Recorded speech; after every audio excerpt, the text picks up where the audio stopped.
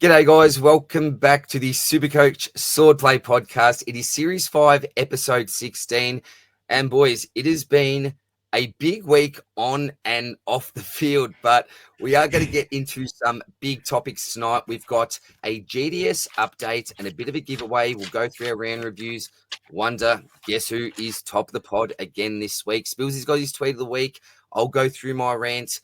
And then Spillsy's going to take us through some Supercoach nightmares. We're then going to take a look at a top 500 team, finished, dusted, all done.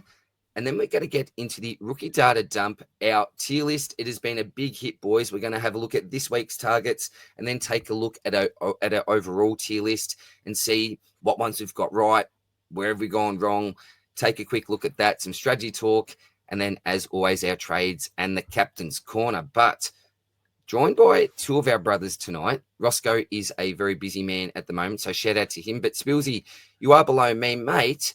It is fantastic to see you back, mate. It's great to be back, man. I just feel like I needed a little bit of a spell, and to be honest with you, boys, I actually wasn't going to jump on tonight at all. But yeah, Rossco being a bit of a late admission, I felt like someone had to go in, and I have a lot of plans for this week. Pretty aggressive trades that I probably shouldn't be doing, but sitting where I am at the moment, I really don't mind. There's not really a whole lot to lose. So, but yeah, I don't know. It's been really hard to watch football. This is definitely the least I've watched football this year. I'm not really sure why, whether I barely watch the Dons play anymore. It's whether they win or lose is just sort of whatever. Last year was frustration. This year was just feels like I've almost checked out a little bit. I feel like the games aren't that interesting. We're seeing a lot of blowouts, a lot of low scoring. The buys are just terrible. I play a lot of football as well, so I miss out on a little bit. And then obviously because I'm playing out in the country, I did cancel my Dons membership because I'm just not going to get to enough games. I'm 2 hours away from the city. So it's just been multiple little factors. I've just sort of swayed my interest. Supercoach has been really rough. Trying to play the way I normally play is tough when there's no rookie cash gen coming through. So yeah, it's just been a bit of a mediocre year, I'll be honest, but I'm trying to be glass half full and get myself up and about again. But yeah, it just really felt like I needed a week off to reset, at least a week off to reset the batteries. And yeah, hopefully I'm a little bit more excited and upbeat tonight than I would have been if I was on last week. But yeah, good to be back, boys. I'm pumped to get into it. Awesome to have you back, mate. And laid in, talk about a super sub, Janath. Very great to have this man back. But how are you, my friend? Absolutely flying, I think, on and off the field. Yourself, how have you been, my man? Oh, very good, mate. The pinnacle of my week was my OKC Thunder getting it done in the NBA Finals yesterday. Yes, so very nice.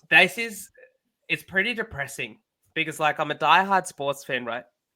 The Melbourne Renegades won in 2019, but this is my second ever sporting team that's won. It's pretty depressing when you follow teams in most leagues across sort of different sports like soccer and NFL and NBA and basketball, the NBA and the cricket, the footy, to actually have a team win, it feels pretty good. So buzzing, mate. And how are you? Very, very good, mate. It's been a bit of a big week, but looking forward to getting into the Supercoach, mate. Looking forward to getting into it. The Supercoach team, though, in saying that, is not traveling too well. Let's get into it. Thank you, as always, to anyone that has purchased a beanie, or you can see Spillsy there, absolutely looking lovely in the polo. That's Thank yours, you very boys. much. Why am I the only one tonight that's repping the old rugby top? I have to rep. Okay, yeah, look, fair enough at the end of the day. I was just running late. Sorry, but it's literally just there. That's not an excuse. The old power it's outage. Away from me. I was running late. Gives a spell, DR. But looking lovely, Spillsy. So thank you very much to Taylor and all the lovely people at Speedy Tees for your support. Cash Cow didn't go off last week. Did not go off last week. I thought there was a few clues and it was used a fair bit, but we'll see if anyone can guess this one. It's been tough. Maybe we need to make it a little bit easier, but we'll see how we go there, boys.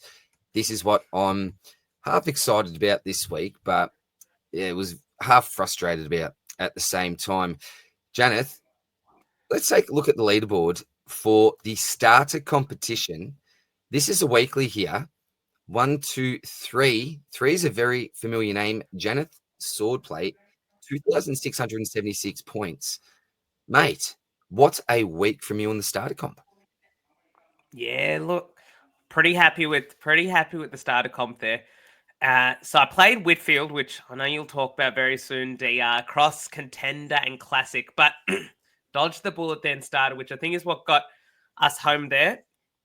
I know a lot of great people in our community from Supercoach have actually started to get into game day squad as well, which is great to see. I've heard a lot of good positive vibes coming out from our Supercoach community. And look, if your season is done in Supercoach, it's still not too late. Like, we could get to round 24. I'm going to keep hammering home this message is you could join in round 24 and win a prize. Like, it's not that 100%. easy, but it's that easy to get started. And look, Rossco, 20th in contender as well.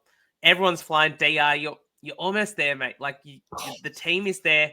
Sam Darcy, new recruit into the team, but I'll leave it. I'll hand it back over to you, mate. New recruit, thank you very much to someone, wink, wink, for an extremely, I'll call it an extremely generous trade. That was lovely of you, mate. But a little bit of frustration. The best card that I own, Lockie Whitfield, my gold Lockie Whitfield. I'm not a platinum or a diamond type man here. I've got the golds, a couple of silvers and a fair few bronze now. But Whitfield Gold, I was banking on a nice one from Lockie and just let me down. And I thought I had a pretty decent team in the contender series this week. That's by far my favorite competition. Only the second week into that. So again, join any week. The sooner the better. But yeah, a bit unlucky there. But that gold Sam Darcy, owning him in Supercoach as well as GDS, it was very, very nice, mate. So for anyone that has not joined up yet, code word, referral code PEANUT, PEANUT, free cards, free packs, could get some very, very nice players moving forward. So, yeah, I'm absolutely loving life down there at the game day squad. And I know that we all are as well, boys. So, Rossco is looking good. This is actually to say the season leaderboard as well. So this isn't just top 20 for the week. This is overall for the season as well. So absolutely smashing. Really impressive, isn't it? That's unreal. Spillsy. I can't get near these two, mate. Cannot get near them. And, well, none of us can get near Janath in Supercoach either. But I might as well start here with my 2058. Jeez, we were close this week again, Spills. We've been ranked pretty similar in the weeklies around the buys, mate. But, look, a few things went right. The late Sunday game, the last game, was extremely kind to me.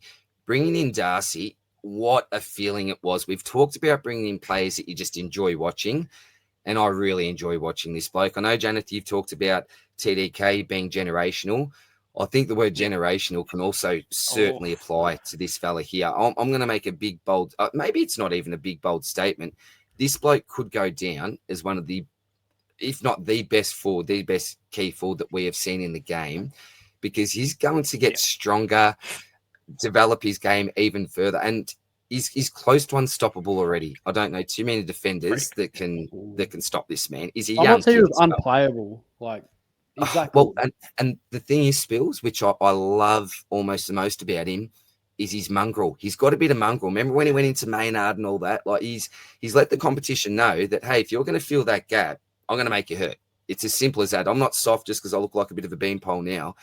This bloke is going to get better and better. He will absolutely just explode if he's not exploding already. So I could have made maybe a joke that's not too appropriate there. But I don't want to make an age like milk type comment, but I think he could genuinely be a premium forward. Like, we could pick him with confidence next year as a key forward.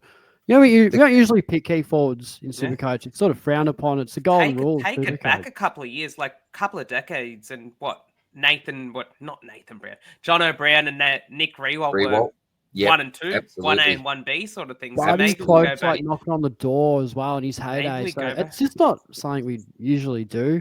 Well, you wouldn't even pick Jesse Hogan because there's that many like up and down games. But I mean, Sam Darcy, he's just It's He's also the generational. fact he's a second ruck for them. He's So a he also second goes ruck, into the ruck, and he dominated in the ruck for a I few don't like contests that, here as well. boys. I don't. So You can't put a Ferrari in a car derby. Like, leave him down the forward line. look, But mate, as a super coacher, you take every point. Good, you can isn't it? You can't complain with it. absolutely. It is Yeah, good. so that was a great end to the Sunday. And obviously the Bonts as captain. I did say last week, boys, this man will respond against Richmond. I was speaking to H during the week, and I said, mate, with the Bont, if you're ever going to own him, it's against Richmond. Don't lose the faith after last week. And he went absolutely bang. So I ended up getting out Roberts for Sam Darcy because I need the forward, had that extra defender, and also tried to bank some cash for this week for my final upgrade. And it was Clay Hall out. I thought, stuff you, Mini. Well, in a way, I didn't because I brought in another West Coast rookie, which was McCarthy on the bye. But he's obviously going to be playing this week after a massive score the week before. So setting myself up for my final upgrade, but still not sure exactly what to do, boys. Spillsy, talk about your week, my friend. Yeah, I salvaged this score. I said I was going to do no trades last week, and I'm pretty glad that I didn't. So I traded Rankin to Darcy. So he's got a buy, and there's 144 points on the table there. And I also bought in Nick Madden as well for Boyd. So that was a move that I was happy to do. So yeah, I just sideways, no real value in it, but thought we had a really good rookie there. It got gone off field, and yeah, it just made the score look a little bit better. So it's 220 odd points that I never had. So yeah, this could have been 1,800 score, 1,700 even without those two coming in if I did not trade. So yeah, really happy that I did that. But this is sort of why I've been so frustrated this year. So to sum up how my year is going, I did tweet this, by the way. So scoring 2,056, but I had Bont 177 captain. Obviously, I bought in Darcy, bought in Madden. That's, at 144, 99 to avoid the R2 donut. I've also got Nas as well, who went 142. I traded in the previous week. Clark and McKercher are pods. So, so much is going well in the side. Yes, Whitfield was a little bit unfortunate. He's, clearly the fault of the week. You can't really fault a concussion. But all this good's happening. But, the depth of my side is really bad. And I'm struggling in the buy round. So, this is why. It feels like it just can't win. Because, for every buy player is no cover. I'm exposed completely. So, I've really struggled this year with the buys. And, just the carnage on the bench has been terrible. I mean, not much could have gone better for me. I mean, if Whitfield stayed on the park, maybe, but you can't really predict that. So, very unfortunate. We still sit at 8.6K, and I'm looking at doing some pretty stupid trades this week, but I really think it'll get me back into the game. It's going to be, Janath, you're going to hate them. You'll like the trades, but you just won't like how many I've got left after I do them. But that's another story, boys. Okay. Janath, mate, unbelievable. I look at what's the benchmark of Supercoach? Why do you play Supercoach? How you want to model it off how you play? Seen it 475th in the top 500. Is that the first time this year, mate? If it is, absolutely kudos to you. We'll look at your side later on, but talk us through your round, man, because you are on fire. Nah, thanks, mate. It's a bit surprising. I thought I'd be in for a bit of an interesting week, given as a non-max score, this should be the week to go ahead a little bit, but it wasn't in the way that I thought it'd happen. Across the park, sort of Holmes, Wangani Malera, Clark, Tom Green was one of the pods that sort of went off. He popped off a little bit. Saki Butters, Nick Dacus' 156 was unexpected. Josh Dunkley 126. The Rucks didn't perform at all in Cherry and DeConning. They just took each other out, and Pitnet was the cherry on top, because it's one of those where Pitnet in negatively affects DeConning as much as it does Cherry. And so it's a 2-for-1 bonus there with Pitto. Yeah, that's frustrating. I did make one trade. And this sort of goes against my sort of Supercoach philosophy in a little way. And that was trade out Isaac Rankin for Sam Darcy. Straight up, that's not $300 spare. Did that too, mate. Beautiful trade. 144. And the thing was, Darcy had a 145 break even. And still 9% of the comp got on. And you you think that's vindicated right now when he scores 144, drops 1K, Key break forward, even of like, You knew he 19. was going to hit Key it. You forward. just felt like he was going to hit it. Like, Richmond, But he's in such good form. the cherry on top, I would say, is VC Brayshaw had to fall back on someone, didn't lose the faith. C. Bontempelli. Class, form is Yes. temporary, class is permanent. I think So, they all did. look, into 475. You're right, Spills. This is the first time in the top 500. I think after this week, I think I'll have 5 trades left because I'm going to get in a 23rd for a couple of reasons. And Whitfield getting injured or concussed is a prime example of why I think we need a 23rd that isn't Tom McCarthy, because you just can't bank on a 130 every week from a rookie. He's handy. And if he's there as a loop for Whitfield, that's good sort of thing. Like use him as an emergency or somehow you can get lucky there. But I don't think it's tenable long term. And I think there's a great option that's popped its head up over the last couple of weeks, which we'll go back to that well then. Very, very interesting. And Rossco this week, I tell you what, very, very close to 2,200. We've been saying this for a little while now. He's coming. He is coming He's home. hitting form. Roscoe's coming. Look at I that. didn't even Spills. realize what he just scored there. That's seriously good. And like I said to him a few weeks ago, like, you're going to come over wet sail. Like, you're looking really good. There's every chance he overtakes me, boys. Like, with what I'm doing. Look I at could that team seriously- value. That team value was, I It's- reckon, 500K less than you and Spillsy and DR like a couple of weeks ago. Yeah, He's come. amazing. That team value is flying. Yeah. I knew it would happen. It was just a matter of time. This is what we've been saying to the community. Everyone goes through a bit of a rough patch, but the good coaches find a way to claw their way back. And that's exactly what we're seeing you boys with will Rossco as here. well. Oh, Sure you well, do look, as well. if I was a good singer, I'd be red arrows to the left, green to the right type operation here. We're struggling at the moment, Spills. We're in struggle town, but Spillsy, we're going to come back, mate. We will find a way to get back in the green and out of the red, my friend. It's either going to work or it's not. And if it doesn't, well, we crash and burn. But until it does, we'll just ride it out, mate, because what have we got to Exactly lose? right, mate. Exactly right, brother. Well, no surprise here, folks. Janath remains at the top of the pod again, and not even Spills or I can do a Bradbury, I don't think, this year. There'll be no Bradburys. I See think about that. number one's Janath, going to you remain could the tank same. your side, and I don't think either of us are knocking on the door, to be honest. Well, maybe a 2 and a 3 swap or a 4 to 2 swap or something like that. But yeah, Janath's sitting very, very pretty. Now, my rant, I'm only going to take 20 seconds with this. I could have ranted about a lot of things this week, but I think I got a fair bit off my chest in the Sunday Live.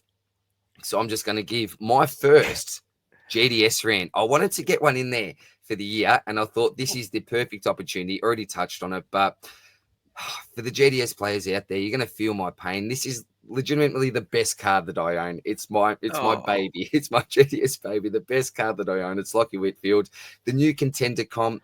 I'm really getting around this. I've tried to make some, well, as I said, I've been given some very, very generous trades, but I've really tried to put my heart and soul into this. And I thought, here we go. Big week from my man, what I was going to, Lockie Whitfield. No, just didn't happen for me. So we know the story. I own him in Supercoach as well, but I wanted to have a GDS rant instead. So Lockie Whitfield, damn it. It hurts. It hurts. But that's my rant for the week. GDS did not go well for me. Spillsy, it's time for your tweet of the week, my friend. Yeah, don't know about this one, boys. I don't know. It's on Insta, to be fair. This made me laugh. Sorry, Janath. But it's on Insta, to be fair. The title's the segment's tweet of the week, and Spillsy bloody goes to Insta. The rules are there to be bent a little bit. I think rules aren't there to be broken. You are right. You are correct. Just don't. I hope you guys caught the vision of an underdone Charlie Curnow riding up to the game on a bike. Like, Janath puts his head. Let's say that. We didn't even he give looks it to him. so bad. He looks so bad as well. Like, he just doesn't even compete anymore, man. I know. Oh, it's frustrating. I know how it feels, mate. I mean, I've been watching the Dons for years. Just mate. Rumbling. But this might be a drive-by. But the difference is that Essendon don't have key forwards. Like, when you don't have any expectations, you can't. Mate, Caddy plays hockey ball. Mate, Mate, Nate Caddy and Charlie Kerno do not belong in the same sentence. One's a 2-time Coleman medalist and he can't even get a kick. I And then reckon you go up the scale Nate, and you got a bloke named Logan Morris. Just up the scale even more. I'll just throw it out there. Boys. 3 goals in a premiership, so it's hard to go past him. But this bloke is a gun, mate. I tell you, I hope we keep on to him after he's signed on with this short term. After that, Harry Mackay for Logan Morris. Who says no? Hey, I say no to that. Hey, but serious question, Janath, as it sits here, right now, you think that Harry is going to be in the Baggers uniform in 2026?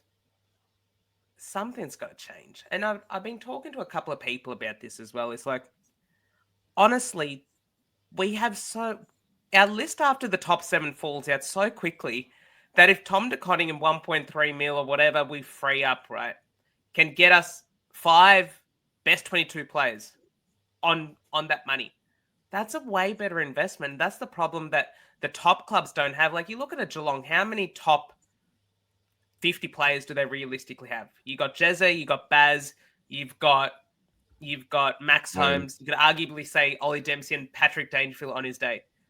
Yeah. But whenever they go out there, every single player, you know exactly what role they're going to play. Same with you boys. Like, yes, you probably have a little bit more star power, but you know exactly what you can get from every single player that goes out there. I tell you right now that I'm as equally as confident we'll beat a Geelong as we will a North Melbourne. And that's the problem, because I don't know which team's going to rock up on what day. Yeah. And I know Spillsy will say the same thing for Essendon. Like, that's the problem. They're that's the difference. Mate. They're in all sorts. That's the difference between a top club, because when they go out there and you play North Melbourne, you smash them by 13 goals. You remind me of me last year, like, just frustrated. Like, but it's not even frustration. It's like, when I think a game against North Melbourne was the first time I was probably genuinely angry, but I didn't really respond to it. Like, I just bottled it. I'm like, these guys just don't care. And like, you get used to it. Trust me, it might hurt now, mate, but you do get used to it. Like, oh, mate, I don't need empathize. No, I'm very used to this pathetic performance. I'm sorry, mate. I just can't sympathise. And you know what? Finals win since kindergarten. We'll probably go to Adelaide and beat Port Adelaide and get the hopes up a little bit. Vossi gets another couple of weeks at the helm, gets smashed by Collingwood, but you can't do anything. Like, nothing until something you should like be favourites against them. Like, there was a power outage at DR's house, and there's also a power outage at Adelaide. I mean, yeah, they're struggling. They're really bad at the moment, Port. So I think it'll be an interesting game. To answer your question, DR, I would say, unless something changes personnel-wise, I think it's with the players. Like, you move on some of those high-end salaries and get some more of the top 15 players into a side. That's the only change that's going to do anything, I reckon. It's going to be a big off season and a very, very interesting one, mate. Look, I hope for your sake that the boys get it together. But it doesn't look like there's a heap of light at the end of the tunnel. Mate. We'll see. Spillsy, you brought something new to the table this week, my friend. We can see this podcast is grim. Yeah, it's a grim podcast. We need to start getting positive here, folks. Spillsy. Before we get into this, I do need to go back for the audio listeners that didn't actually catch the tweet of the week. We didn't even read it out, so I'll be really quick with this one. So Gaga Miller, kudos. This made me laugh. So Pink is Kerno's father and made him ride his bike to the game. Cheap shot, but I loved it. I thought it was funny as. Sorry, Janath. Back to the cheap shot. We give it to Carlton and Not just cheap shot, but it made me laugh. Yeah, there we go. Okay, boys. So it's been a tough year, hasn't it? And it made me think, let's lighten it up a bit. Let's go back to the archives and find a moment that was your worst ever moment in Supercoach and a decision that might have derailed your season at the time. And these are your biggest Supercoach nightmares. So this one for me was an infamous one that JD made back in 2023. So, I VC'd Rory Laird back when he was just in serious form. He's my M1 at the time. He just dominated. And, obviously you're going to bank that. There were points to be Chase with Bonampally, who scored the 182 against, I think it was Freo at the time, just carved him to shreds. Yeah, I remember that. And no, it wasn't point chasing at all. I genuinely wanted to bank that. I forgot all about it. I think what happened was I thought that I'd done it and I didn't. And I didn't take the C off Miller, who was obviously, I think they played him on the wing. That game. I think he got injured, didn't he? He got injured, but before he got injured, I think he got injured in the third quarter or something like that. And he actually got scaled up. I remember it. I don't know. It was a weird game. He was playing wing, had no influence. Just a really weird game. But I remember it. And we were talking about bounce backs in Supercoach just before DR Rossco. I remember after this happened, what was it? How was like 11 or 12? Like 9 green arrows or something. Yeah, something like that. Just at least 9 or 10 green arrows in a row. And I had my highest finish ever in Supercoach. I think I just cracked into the top 1K. So, look, that just goes to show that it doesn't matter how bad it gets. Look at this. I mean, a 40 captain in round 6, 2023. Ridiculous. So, yeah, I said season over and explain what happened. But, yeah, I ended up having a really good year. So, no, boys, just a bit of a different one. Thought about bringing something different to the table. And, yeah, a bit of a distraction from the current Supercoach side. Pretty doomy, gloomy. So, that's my one. We got Janath here as well, mate. And I have a feeling I might have instigated this one a little bit, maybe. I don't know. I can't remember now, but talk us through it, mate. What do we got here? I was trying to... I said last year that I would never bring back the tuk-tuk, but I tried to bring it back and it broke somehow. So there it is. The tuk-tuk is back. One last appearance. Just for you, Spillsy. Ironic because I think I heard Mills on the Never Again list at one point, particularly after we saw this. Is he making it into your side? Well, we'll find that out later on. But we've got a 4 from Callum Mills. Round 9. 2023, first year on the potty, I was like, I remember that week it was Jack Steele, Andy Brayshaw, or Callum Mills as trade-in options. And I decided to be way too cute. And brought in Callum Mills at probably around 530k or ish. First bounce, he started on the wing, and then I remember I was washing the car and I came back inside and I'm like, why is Callum Mills on 4 with a bandage next to him on fan footy and the sub activated? So yeah, Callum Mills scored 4 on debut in 2023. Well, on debut, and I don't know how I resurrected that season, but I remember sitting in this exact chair and just... Do you know that meme where it's like you got the Kermit wanting to put the fork into the plug and just electrocute themselves? That was what it felt like after that happened. Like Tom Green last year, the same thing. Bring him in injured on 5, but everyone brought him in that week, so it was like at least a bit of damage limitation. I think it was a best 18 week as well.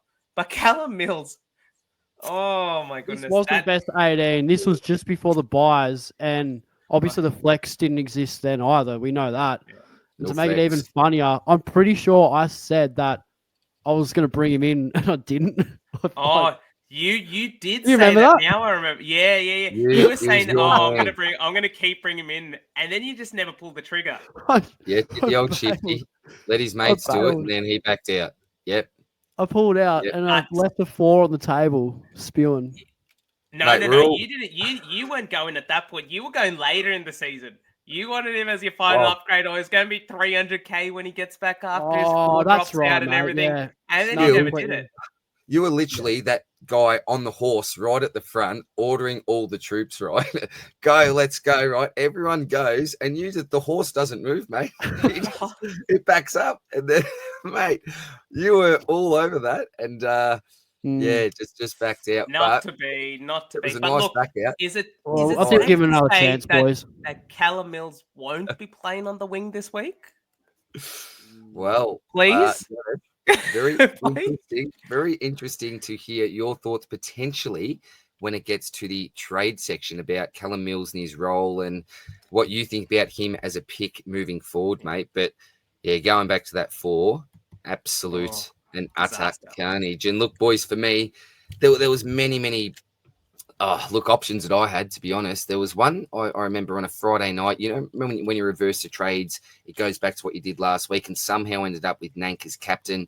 And I think he scored a 60 something. And there was someone that was like such an obvious captain that week that I couldn't jump on. He went bananas. So that was one. But I do always go back to this, back to 2020. We're going old school COVID here. But people often wonder why I refer to my mate Pete Laddams as the Peanut Laddams. We need to be very careful about calling people peanuts and butchers and all the rest these days. But you can see here, 2 Port Adelaide footballers have been suspended for breaching the AFL's coronavirus protocols, while an Adelaide Crows player has been cleared of any fault. Now, I didn't own Dan Houston, so I wasn't as angry with him. I thought, well, yeah, it's not too bad for me as a non-owner. But this man I brought in the week before, or that week even, I can't even remember. I've tried to get it out of my mind, as a pod DPP.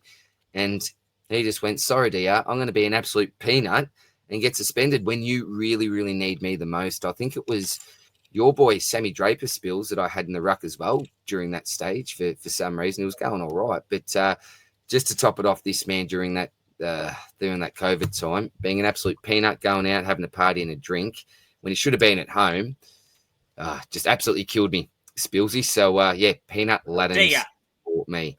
Very quickly, was this before or after he kneed someone in the head? I remember there was a tackle on the ground, and then he kneed them in the head for whatever reason. So that's how he got the name. I can't remember. There are so many things and incidents that this man, he just gets involved in really silly things. That's all I'll say. I'd love to go off a little bit more here. And again, it isn't personal. I'm having a laugh here. We are having a laugh at the end of the day. But this one's personal, though. Like, we do have a laugh, but this one in particular is personal.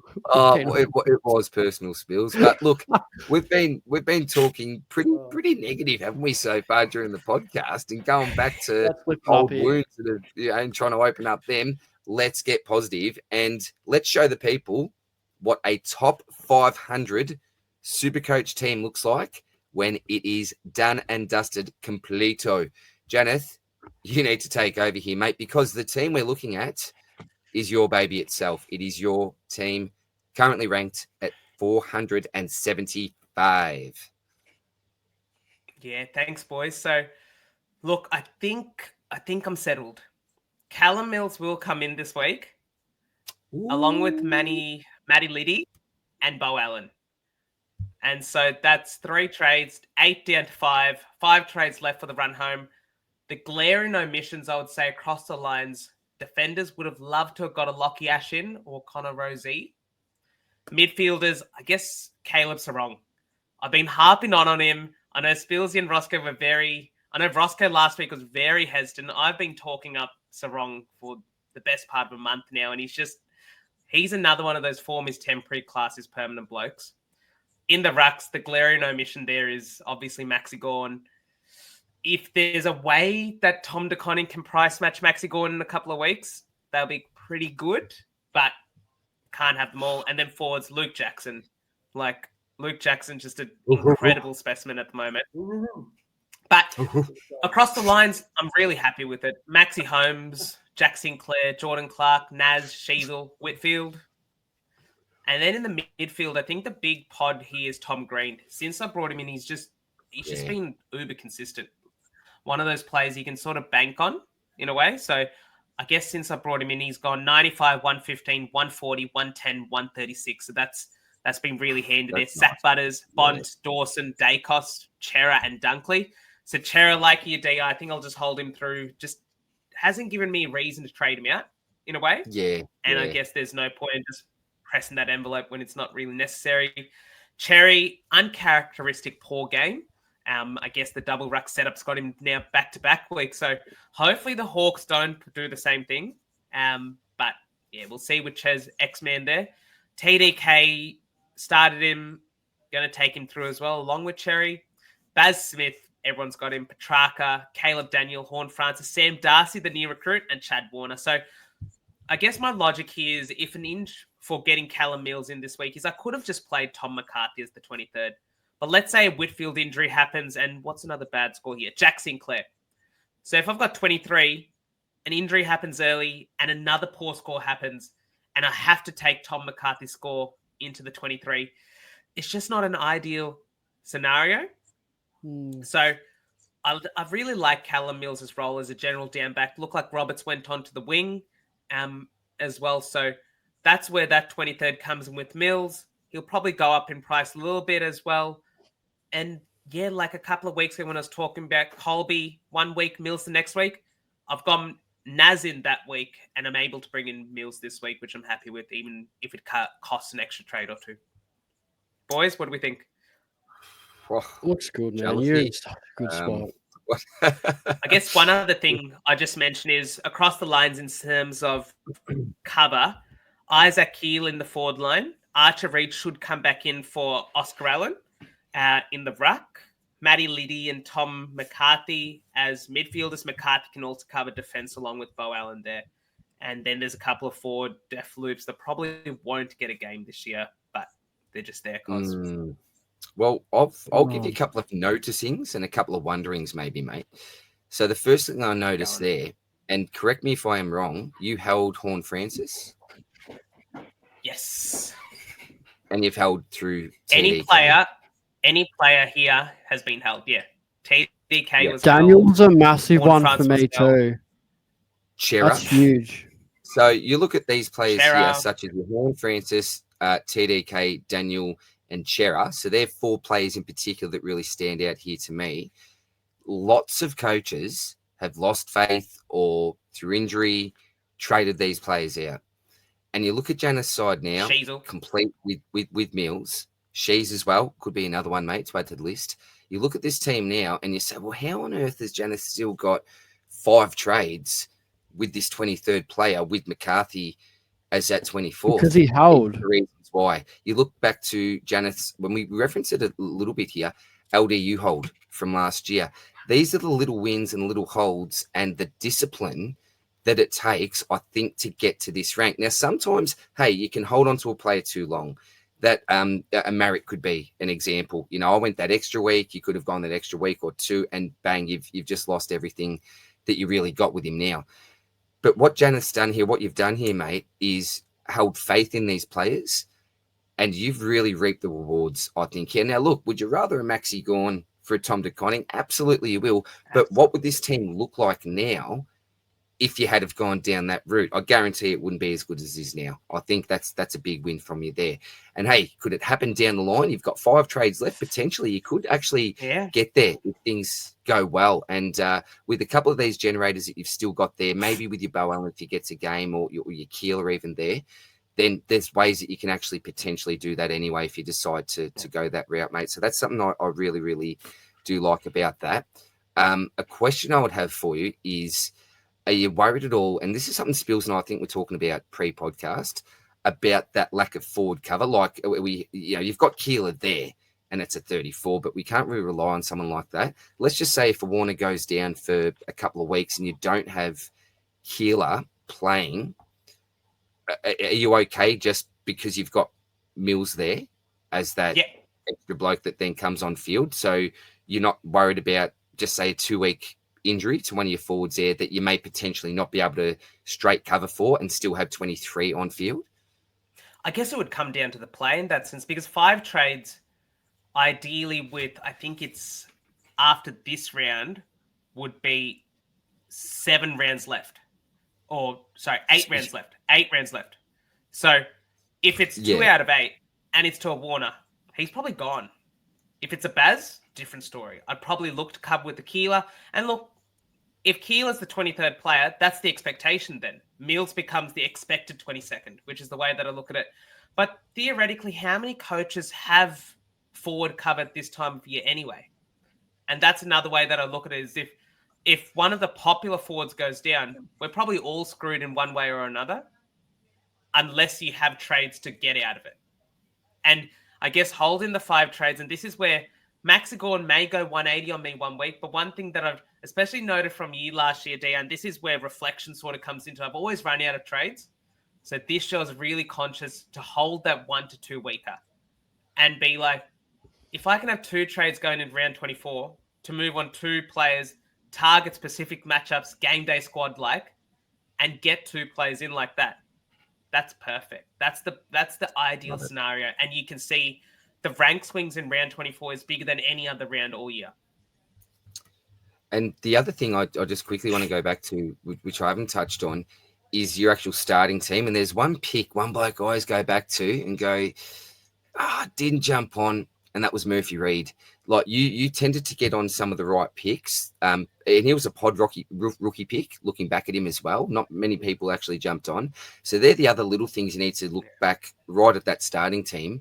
Getting on a couple of good pod rookies is the best thing you can do at the start of the year. It's the best. It gives you such a big jump, such a head start. You had your Ashcrofts and your Davidsons and lots of other good rookies there, and I think that's helped you as well to get to where you're at now. Other thing, sorry, I'm hogging this all spill. Sorry, mate. The great thing I like about this as well is you've also got some DPP there. Ideally, maybe it might be nice to have, instead of Sard there, let's just say an Archer Day Wicks as that mid-forward DPP, just to get that extra link there. But in saying that, you've done so well with this side, mate. And the fact you've managed to move McCarthy there to the bench, who can also, with Allen down there, down back, cover your defensive line as well as your midfield. And then with some DPP, you can get Mills back, Allen, and then get him up to the flex. Yeah, you've got some nice coverage with the way that you've done that, mate. So all praise at this stage, brother. All praise. Spillsy, can you make his head any bigger? Or have you got maybe some more constructive feedback for him, Spills? Can you find a drive-by anywhere here so we're not being just hard, so kind? It is hard. I don't need to go into it too much because like it really is the benchmark. But the main thing I was going to say is I think this is the right way to play in terms of holding these picks. I mean, Daniel, we all got rid of him when he'd peaked. I mean, I wish I had Daniel on my side. I bought in Colby McKercher. That could have just been Daniel and I would have saved another trade or two. Just the 1%ers, like holding Horn Francis, another one. I can even use like George as an example of holding Jack McRae, who's less than 20% owned and really starting to hit form. He's back in business. So it really is a marathon over a sprint. And yeah, my side could have looked similar to this if I'd actually done a bit more research on who I was trading in, like Zach Merritt. He was a flop. I mean, he's playing like half forward basically, or half back. I see. I've been watching it. This is terrible. This is my own team, boys. It's absolute shambles. I'm just like, I just want to watch him play, and the pick's blown up. He's got tags coming, so that's a sideways trade that I've done. Like, just stupid. I'm looking at trade Neil this week. Like, and you look at Janath's side, who's done the opposite. He's just sort of backed in guys who haven't really been hitting form, and like the cover's really good as well. Like backing in some pods, Green, he's a really good pick. And yeah, stick and fat to the players who aren't in great form, thinking they're going to hit form. You find yourself coming on top, and Shorty's had a pretty ordinary season, but he's coming home really strong because he's held these guys. You know, he's been stuck with LDU all year. Hasn't traded him, started him, hasn't traded him. So hopefully he hits form for him, but he's got high trades and nearly completed side, and that's the opposite of what I have. So, yeah, it really does go to show that sometimes you just have to back your boys in, and that's it. Yeah, done that really well, man. So keep charging. You're looking absolutely good. Cool. I guess we'll move very quickly then into the injury department. I've got some names. I'll just rattle off very quickly. Lockie Cowan is good to go. Is off the injury report. Whether he comes in or not is yet to be seen. So that's just the Matt Carroll. But I feel like I've mentioned Matt Carroll as on the board of selection every single week for about 6 weeks now. He keeps getting selected. So maybe he's okay. Billy Frampton, 4 to 5 weeks now. Is it weird to say that Billy Frampton was an All-Australian squad of 40 candidate so far this year? He has had an amazing year. And kudos to him because his career was on the ropes a couple of years ago. So that's a big plus there. Charlie West to debut. So that's one name to keep an eye out on if you want to go rookie super like some did with Tom McCarthy. At Essendon, Sardell Hawley, Mason Redmond, Zach Reed, Jordan Ridley, and Kyle Langford are all 1 week away. So how that changes the team dynamic will be very interesting to see. What rookies get culled, what rookies stay. They've got the bye this week, so they're all going to come in probably off the bye. When I say all, Sardell Hall is probably not going to come straight back in, but we'll see. Hopefully, very optimistic there. Hayden Young still 3 to 4 weeks away. James Sisley is a test to play, so it'll be interesting to see how that happens. Now, one thing that I've always noted is, noted the last couple of years, Dylan Moore is the vice captain for Hawthorn, has played some incredible games when he's the captain. And I don't know, maybe it's when he's got that extra responsibility, but we'll talk about him in the targets coming up. But against North Melbourne, if Sicily misses another game, especially for game day squad, one to definitely keep an eye out on. Yes. Ollie Wines with that knee is a TBC, so how that affects Connor Rosey. I know he played a lot more in the midfield this week. Will he go back into defense if Wines is good to go? We'll see on that. A sneaky guy that a lot of coaches got on, but I sort of had no idea why he was ruled out last week. Kane McCall of quad 3 to 4 weeks. So unfortunate there, probably a trade out. Yeah. Jaden Short is still 1 week away. At this point, I feel like he's 1 week away from being 1 week away. Absolutely. He's just perennially on the injury report. Mateus Filippo, really unfortunate sort of situation there. Injured in the pre-game warm-up, 3 to 4 weeks again on the sideline.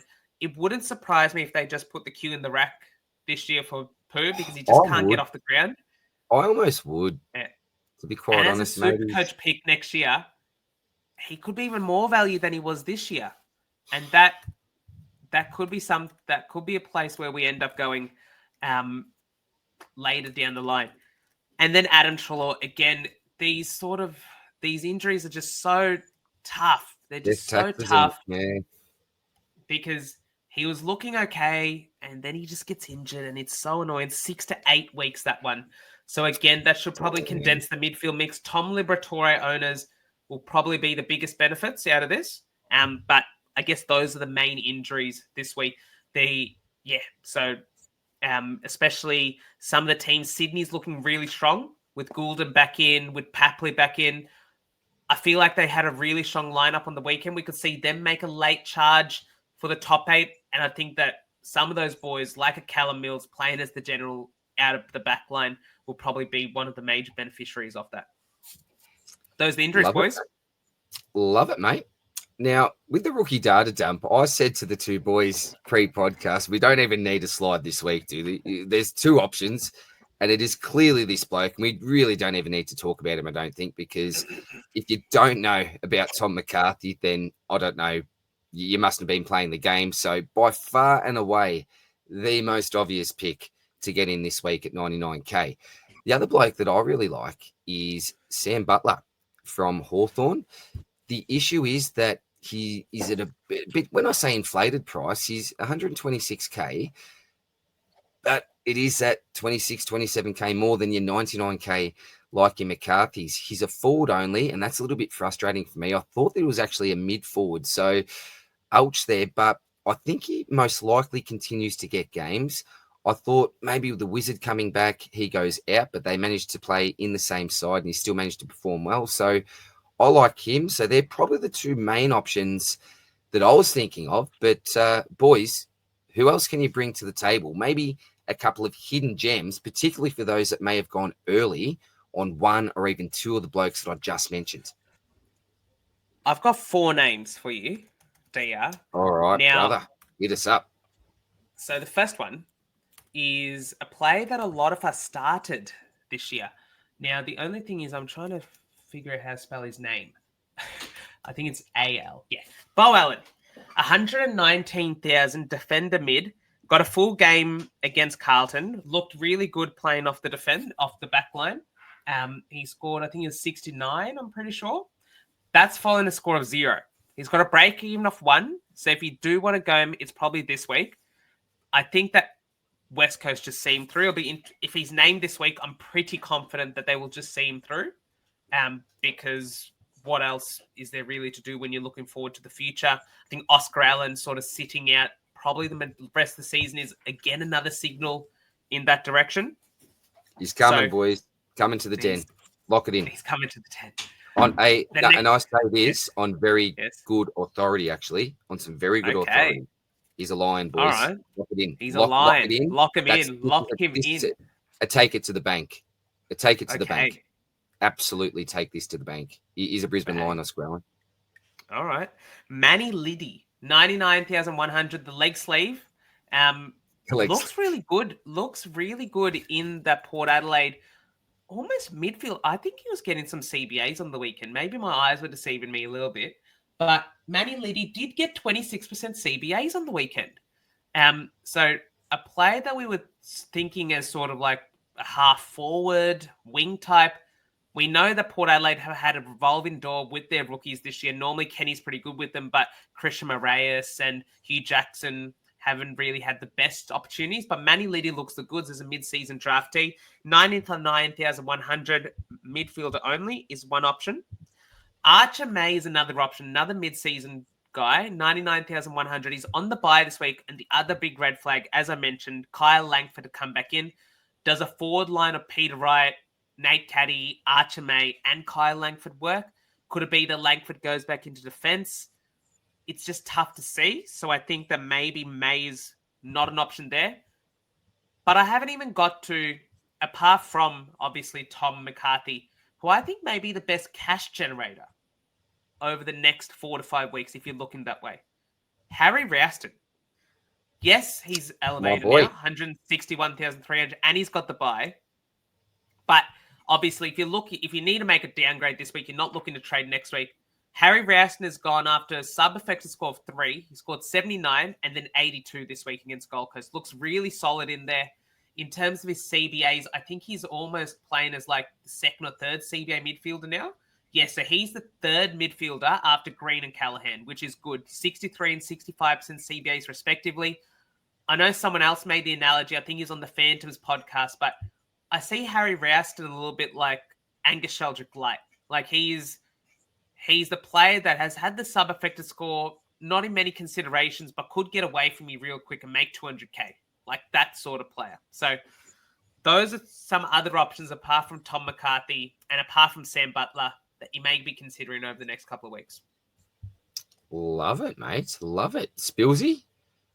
No one else, mate, that you can think of here, mate? Nah, Janath covered it really well as yourself. I think the interesting one with Lydia as well is people would think like, oh, what if Rosie comes back into the midfield who's taken on CBAs? Rosie did play midfield. He punched out an 80 for me. So he might have pretty decent job security almost. So if you want to go, I think he's probably the best one behind McCarthy. I don't think a Butler and a May are really necessary. I mean, if you're going to trade in a rookie now, you may as well do it with DPP. Like I'll be almost trading loops, even though I've got like no cover.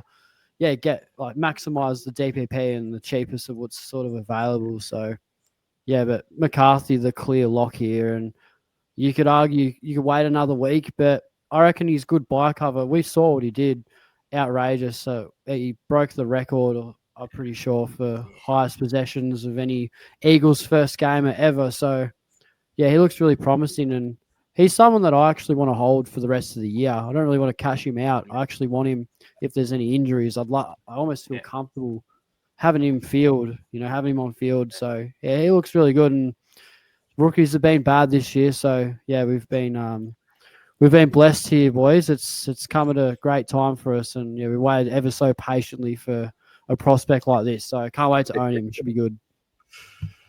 Here we go. This is, I think, probably been the most popular segment of the podcast lately. It is the tier list rating. Brother, who have you got for us this week? Who you got lined up? So the second to last bye round, we've got 4 teams. Now I'm going to say they're not the most popular Supercoach teams going around in terms of the players that are on them. We've got Adelaide, Melbourne, Hawthorn, and West Coast. First one up, the first bachelorette, or the bachelor, bachelorette. The first bachelor that we have is Liam Baker. Thanks. Where is Liam Baker going in this mix? As a forward, I'm thinking in this category around here. I'll just give it. I know that's some of these players I've thrown you guys a little bit off of. I remember Steel Sidebottom's reaction last week was one It's a very interesting reaction in terms of players that you just don't predict. So Liam Baker is priced 522,200. His last 6 scores have been 119, 103, 76, 127, 119, 98. So he's had one score below 98 in his last 6 games. Could you go there 520k as a forward mid? Well, look, if you ask me, would I rather him or Warner in my side? It'd clearly be Baker at this stage. But at 520, there's something that just doesn't feel right. Is it name and reputation Spills that doesn't feel right for me? Or do you feel differently to what I do?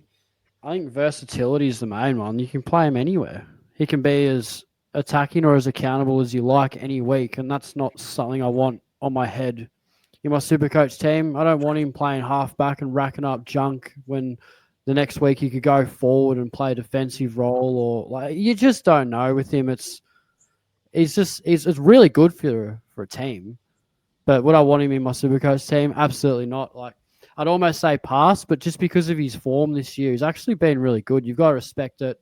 There's better options available, especially for that price. I mean, yeah. DR, you made the comparison between Baker and Warner. Do you remember which category we put Warner in? That's what I was trying to think myself, because top 6 to 8. So we had Warner as a top 6 to 8, and Liam Baker's a better options available. Currently, even though, you've probably got to go slightly lower at least, then, don't you? Or is it more of an indictment on Warner not being a top 6 to 8? It probably is. I wonder if the inclusions help him? Do these inclusions help him from now on? And even Grundy in the ruck, he's in fine form at the moment, isn't he? Fine form at the moment. Brodie Grundy, you'd love to have him in your side, wouldn't you? As that third flex ruck, that would be ideal. But look, he sits somewhere between the two. And look, could he end up from here now top 8? Maybe. Yeah. But Spills, you touch on an inconsistency in role, maybe moving forward. He's always traditionally been that Mr. Fix-It type man.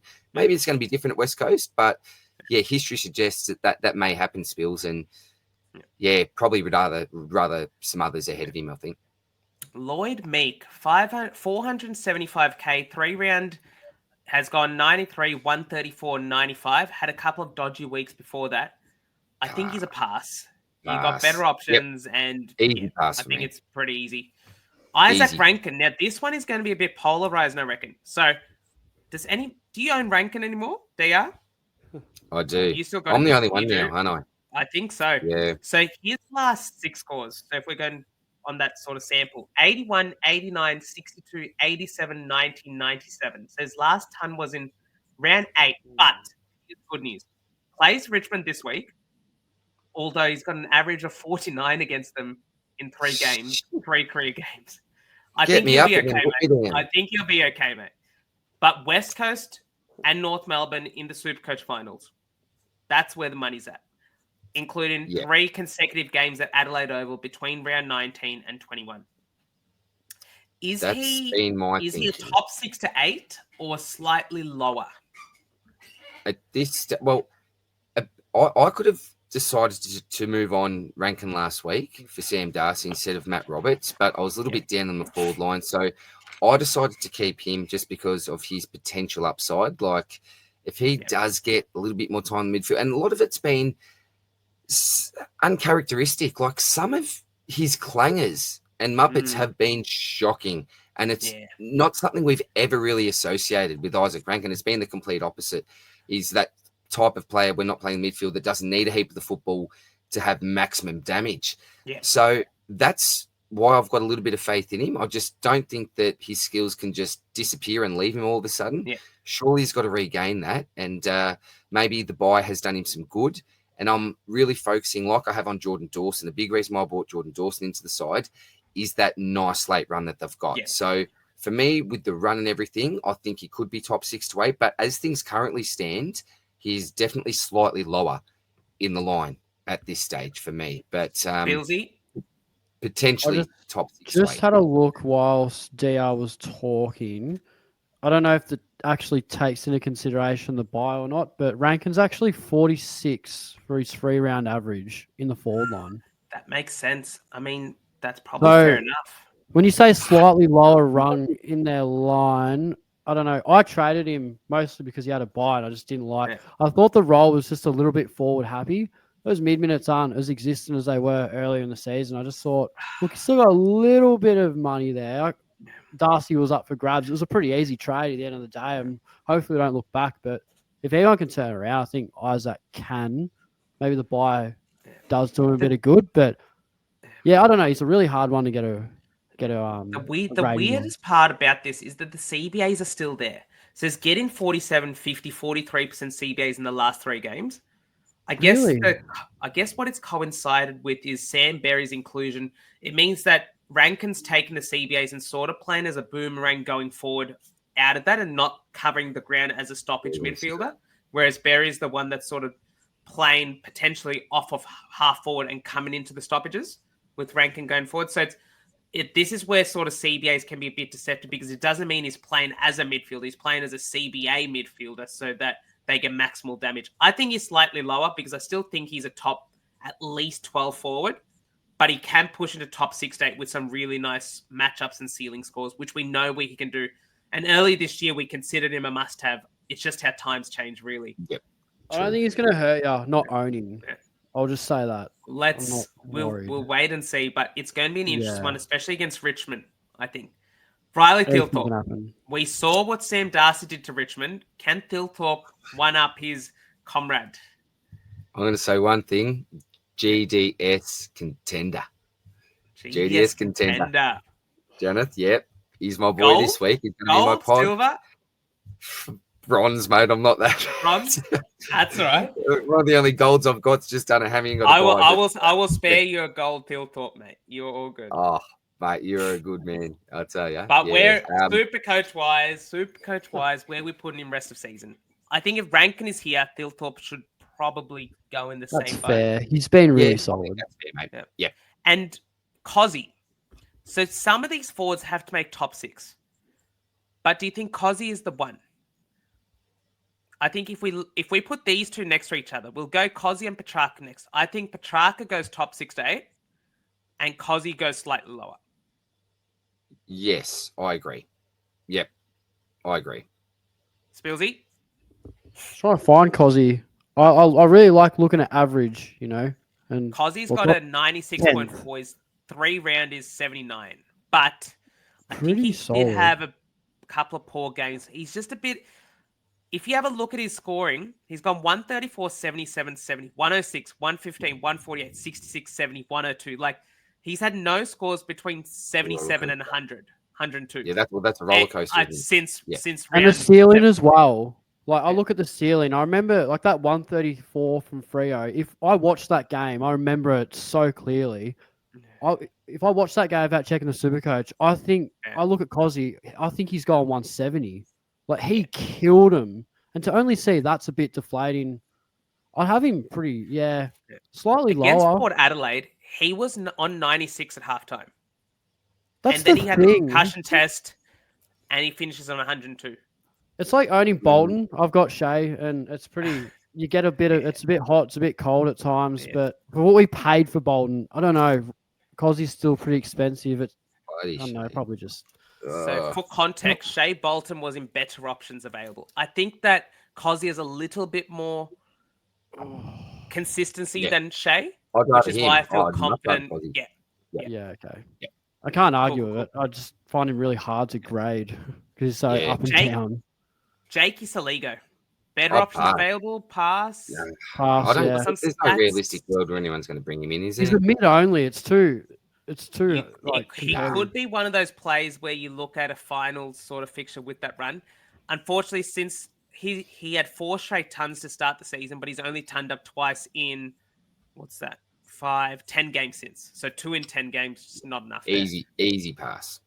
Jai Newcomb, the nuke. I say better options for me. Yeah. Does Rossco own Newcomb? He does. Oh, it'd be interesting to see his take on it. He's also a roller coaster. He has scored in his last, let's go since round 8 against Richmond, 123, 57, 121, 79, 79, 114, 73. Yeah, because he's a mid only, obviously, I think better options available. You can't have him slightly Yeah. lower because he's not really slightly lower. It's a Yeah. very, like, it's hard to crack Yeah. it. I think he'd be I'm- like I'm happy M20 or with that. something. Yeah. Yeah. So, yeah. This next one, if we're going to have a must-have, I think this is the guy. That's a relevant one for you, Janath, because like obviously you've got all these trades still available. You've banked a coin. I mean, you realistically, surely you're gonna grab Maxi when he comes down. You have to. Like he's But been. that's the thing. When you say when he comes down, as if it's a given he's going to come down, I don't He think it's a will. given he comes He down. will. He's that good of a player, Don't and curse him, Spills. Bugger off. We own him. you This can't negative have Dawn all talk. of them. I'm And not I think trying to be Janet negative, DR. I'm just trying to be realistic with you, mate. If we He's got go Witsy. back, He's got a high break even. He's got Witsy this week. We've got to be realistic here. if we It's go back all and right, then. adjusted our rankings a little bit, I think we'll see that Luke Jackson becomes a must-have. Because I He think might Dogger. get Gorn and down at Jackson, 670. Gorn and Jackson are probably the two scariest non-owns for me. Like if I was to pick two players that I wish I had that I don't, it's those two. Yeah, I thought he was going to be a seasonal. When I say seasonal, not for a whole season, like, seasonal, like have him for spring and he's good, and then Shrek will come back when you trade him out, whatever. But he's legitimately, from the start of the season up until now, been a super pick. I just thought eventually the wheels are going to fall off, but he stayed really strong. So kudos to you if you're a Dogger owner. Yeah. Oh, Dogger. Sorry, I thought you'd talk about Gorney. You can make the same argument. Yeah, so basically. did I thought the wheels going to fall off on Gorney as well with his age, but he's had an amazing season. Rory Laird. Now, what if I was to tell you that he's gone in his last 9 games, his lowest score is 91. Yeah. And I these actually have been don't his hate scores. this pick. 99, 95, 100, 95, 91, 117, 96, 111, 118, 523k def mid. Could you go Lairdy as a final upgrade? Well, it depends. Like you've got someone like me who may have someone like a Bolton at flex. So on the Sunday morning, I'm going to Dream World and riding the roller coaster. If you want to do the opposite, and on that Sunday morning, just sit back in a nice comfy chair and drink a cup of tea, then that's probably what you do. I think there he's just a stress-free type pick. He's going to go between your 90 to 110 type range. You're not expecting too much, and he'll just deliver. So a very stress-free, nice cup of tea on a Sunday morning type pick for me. But a cup of tea doesn't excite me too much. Maybe you might want a breakfast beer and do something more of a margarita on the beach, but I suppose you argue valid case. He's not a sexy pick to desk. He never has been, really. But do you see Laird and Jordan Clark as very similar picks? I reckon. I was going to say that. I was literally going to say that. But he's a little bit sexier, Jordan Clark. Yes, that's what I think. Yeah. So we said that Rory Laird, Jordan Clark is the definition of top 6 to 8 options. Would you say that Rory Laird is the definition of slightly lower rung in their line? Yes, that's a good way to put it, I'd think. Yeah. Well, absolutely. he's 13th for average, but that's with McCarthy at 1. So he's 12th for average, really. He's just like a bit of value. Just solid every week. Yeah. I actually don't hate it. I think he's a fine pick. Definitely. This next one, I think, is probably a pass because compared to Lairdy, Carl Amon's last, let's go from round 6. He got that 152 against Geelong, but then since then, 92, 92, 105, 106. Yeah, not bad. But then 79, 74, 72. Sicily to come back in. They play North, but I still think there's a fair few mouths to feed back there. That's especially the life with of a winger, in mate. the team as well. You have your good days and you have your bad days. Yeah, well, you asked me what's a reason to bring him in. I couldn't really give you one, so he's a pass for me. Pretty simple, I think. Sis Dogger. This time last year, if you said you can get him a 418k, you're taking that in a heartbeat. But he's had 4 tons this year. 418. And he's got a break even of 125. At under 420k. That's it. Wow. He's dropped 115k on his starting price. Last 3 scores been 50, 84, 37. Hasn't been a good season for the Hawks skipper this year, but we know what he can do on his day. Can you go there? I don't think so. Spillsy, DR, what do you reckon?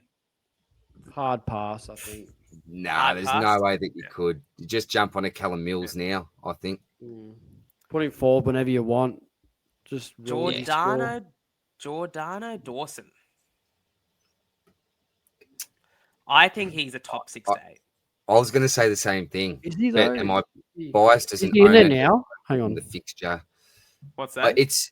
it's also think he's projecting close. as well from here until the end of the season. Got to remember, and that fixture is just the end is really nice for me. It's Good point. it is been playing well. He's been playing well. I don't think he's dropped an absolute stinker since I've brought him in. Yeah. So yeah, He's I've got him 16th for average. I mean, There is McCarthy again. So Take out 15. some of the Sinclairs and all that as well, and the Bazzers and all that. Yeah. I think We're that, Gets sort of that better. average sort of comes back projecting. up to your mids. We're projected because he hasn't gone below in his last since round 8. We'll go since round 8 because he had a couple of stinkers early in the year, and we know that his kicking was off kilter. So you can't really go off average, I would say. So he's averaging 99 up until round 7. Now he's averaging 110. So his last 7 scores been 156, 78 that got tagged, 132, 138, 112, 108, 118. Plays Richmond this week. Then you've got the Gold Coast matchup, which is the easiest matchup for inside midfielders this year. And then you got West Coast and North in the last 3 rounds. I think he's a top 8. I can't add anything to that. Yeah. Basically said what I was going to say, mate. Yeah. We're talking about after round 24. Yeah, I think definitely top 8. I'd back him in. All right, boys. 3 more to go. Clary. I'm passing on Piggy. Pass Straight now. out. Rory. Straight out. I will bring some data to the table here. It's irrelevant. like a No one's pass. bringing him in. His last 6 games have been 81, 100, 58, 130, 99, 64. Yeah, we'll chuck him in. You're not going to sell it to me. You're just not. I'm sorry. Nah, off to the... And if you look at this sort of table in terms of compared to the last couple of weeks, there's so much gravitational pull towards the past this time, like with the players that I've had to bring in. Dylan Moore. As a forward option, we know what he did last year to end the season. I think he scored 160 in the last round as well last year. 430K. He scored 162 against Adelaide. I think he had 12 tackles or something, some ridiculous number like that. 13 tackles. But before that, he hasn't turned up since round 7. So 79, 84, 77, 69, 81, 39. Can you go there? Nah. Not with that variance. Better options available? Because of his name and what we know he can do, I think so. But yeah, he's just there for me. He's knocking on the door pass, but you got to respect him enough to. I'm going to say slightly I reckon he's the bottom of better options available. Yeah, fair enough. I would absolutely agree, Spills. Yep, nailed it, mate. Quick question for you lads. I was going to ask you at Rory Laird. Callum Mills or Rory Laird this week? What's the difference in price? Bet 120K. Mills. 520, Mills 400. That's a lot of money in this landscape. 120K. Like, in where are we in this cost of living landscape? Yeah, it is. It is. So just in that pure respect, I'm going to say Callum Mills. Yeah. But yeah, I don't think there's necessarily going to be 120 grand gap. I think there may be a 50, or something like that. If it, but I'm saying Mills over Laird. Spills. What if they were very similar? Like, let's meet in between. What if they were both 470K? Which player would I rather? Oh, probably. we don't have that scenario, do we? I'd almost go the same. We don't have that scenario, but hypothetical. Who would you rather, just in general? Like Mills, probably Laird. Really. I'd say Laird. Mills looked good. Mills did look really good, and he's probably the avenue out of defense with Blakey. Whereas with Laird, you still got Hinge. You've got Josh Worrell taking kick-ins. I don't know. It's a tough one. Yeah. I'd probably lean Mills. Laird. I don't know. I reckon Mills. That's a tough one, but Yeah, Good probably stuff. at the price I'd go Mills as well, 400 over the Laird 520. Yeah. And this last player, now I'm not I gonna. love him. There are 6 scores in his last 6 games, obviously, but I'm only going to tell you 5 of them: 94, 99, 106, 120, 123. Ben Keys is priced at 452k, and you may be wondering, with those scores, how may he be at 452k? Well, in round 10, he scored 8 in a full game with 111 minutes. So he can score, and he got as low as 346k at one point. He's risen 115k since. Can you go there? He's been my GDS boy, my consistent starter squad GDS forward has You haven't Benny put 8. Keys. Oh, I really love him. Being an ex-Brisbane man, there's a lot of romanticism about this for me with Benny Keys, but no, I couldn't go there myself. I don't think, Janath. I'd have him at better options available. I wouldn't have him as an absolute pass. Maybe that's just because I love him so much. But would you feel differently to that, Spillsy, with Benny Keys? Would you pass slightly? I'd have him exactly like when I think of Ben Keys. I think he's like Adelaide's Liam Baker. He's like their Mr. Fix It. Yeah. Just give him a role and a real utility as well. Yeah, I respect him enough not to put him in pass, but also, I think there's much better options available. But yeah, we love the way he goes about it. Just can't take a thing away from him. He's all class. Yeah, sweet, mate. Forever robbed of that goal a year or so ago. Oh, you didn't have to bring that up, Spillsy. No, I was sorry. I was looking at the way that graph was looking there, and Cozzy just makes it. It would have been that perfect, triangle there, and it's like get Cozzy out of here. Yeah, bugger off, Cozzy. Yeah. All right, boys, we've got that, but I've got something special because we got one more round to go. It's a big buy round coming up. But before we head into that round, why don't we have a look at our tier list so far? Right, how many must-haves have we got so far? We only have 6 must-haves so far. How many have you got out of the 6? I've got 5. No Butters. I've got 5. No Gorn. I got 5. No Butters. There we go. And then in the top 16, we sort of want to do it in a way where we have a certain number of players. We don't want to have 15 forwards in the top 6 to 8. So we've got 1 defender, 2, 3, 4, 5, plus Sinclair, 6. So we got 6 defenders so far, which is good. Then we've got, how many forwards do we have? No forwards in the must-haves. We've got 1, 2, 3, 4, 5, 6 forwards so far. So we're tracking along okay. We've got the 2 big rucks in the must-have. Yep. And then in the midfielders, 1, 2, 3, 4, 5, 6, 7, 8. Boys, so far we've got a very well done so far. I want to make one change to this, though. I'm putting Luke Jackson as a must-have. No, how do you get to him? I can't get him. It's not about getting to him. I think he's... it's just that's not the premise of it. I think it's that if you don't have him, it's... Do we even know the time frame for Darcy, though? Like, he should be back this. He was just rested. He was rested. It's not... But the thing is, even when Darcy's back, he plays as a midfielder. Like, that's the unicorn. His role is good regardless. I've noticed something. In the top 6 to 8 options, we don't have a ruckman. And we gave him that much disrespect that he's not even on the screen. If I could choose Brody a ruckman to own, and his name's not Tristan Sherry or Max Gawn, Brody Grundy for me. Absolutely Brody Grundy for me. I will rectify this on the potty. Oh, good man. Because I think we need to have a ruckman that's in the next level, and we don't have one. Yeah, it's a big drop off. Personally, that's who I would choose myself. All right, Spills. If you can't just say, take the 2 big boys out of it, so Gawn and Sherry out of it while Janath's doing this, who would you choose? Who's your next on your list as a ruckman to bring into your side? Oh, yeah, Grundy in current form. Grundy?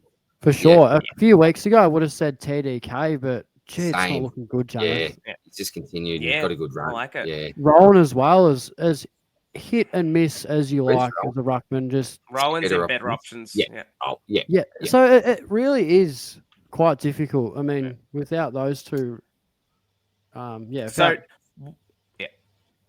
What we're saying here then is if we add the round 16 bye players in, your final side should look as close to these two categories as possible. Basically, is the moral of the story. Yeah. Like having players in it this does, category, then for instance. kudos. Like, Yeah. I think Caleb Sarong as well.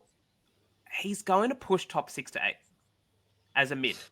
All right. Can we quickly talk about this, right? Because I've got a conundrum this week with my trades, and you'll see why I'm so frustrated with my trades this week. $1,000 and $13 million, or whatever it is. But anyway, Caleb Sarong, a really realistic option for me this week. I am worried about the next 2 weeks. I'm worried, and this is what's putting me off potentially looking at Sarong. So I'm looking at either a Sarong, potentially a George Hewitt, or a Libba. Frustratingly, I am out of range of Noah, Zach Butters. I'm just, and I'm so close, mate. It's not funny, right? I'm so close. It's not funny. They're my real preferences, but I'm just out of range. So I need to look that next, almost, well, as you see on the screen, that's slightly lower. And it's blokes like your Libba, your Sarong, your Rao, your Heaney. So my question to you blokes is, who would you choose to bring into your side, a midfielder in the slightly lower rung in their line to bring in? Who would be your option? Because that's what I'm facing this week. And I really don't know. And you can add George Hewitt down there as well, because he's in the price ranges also.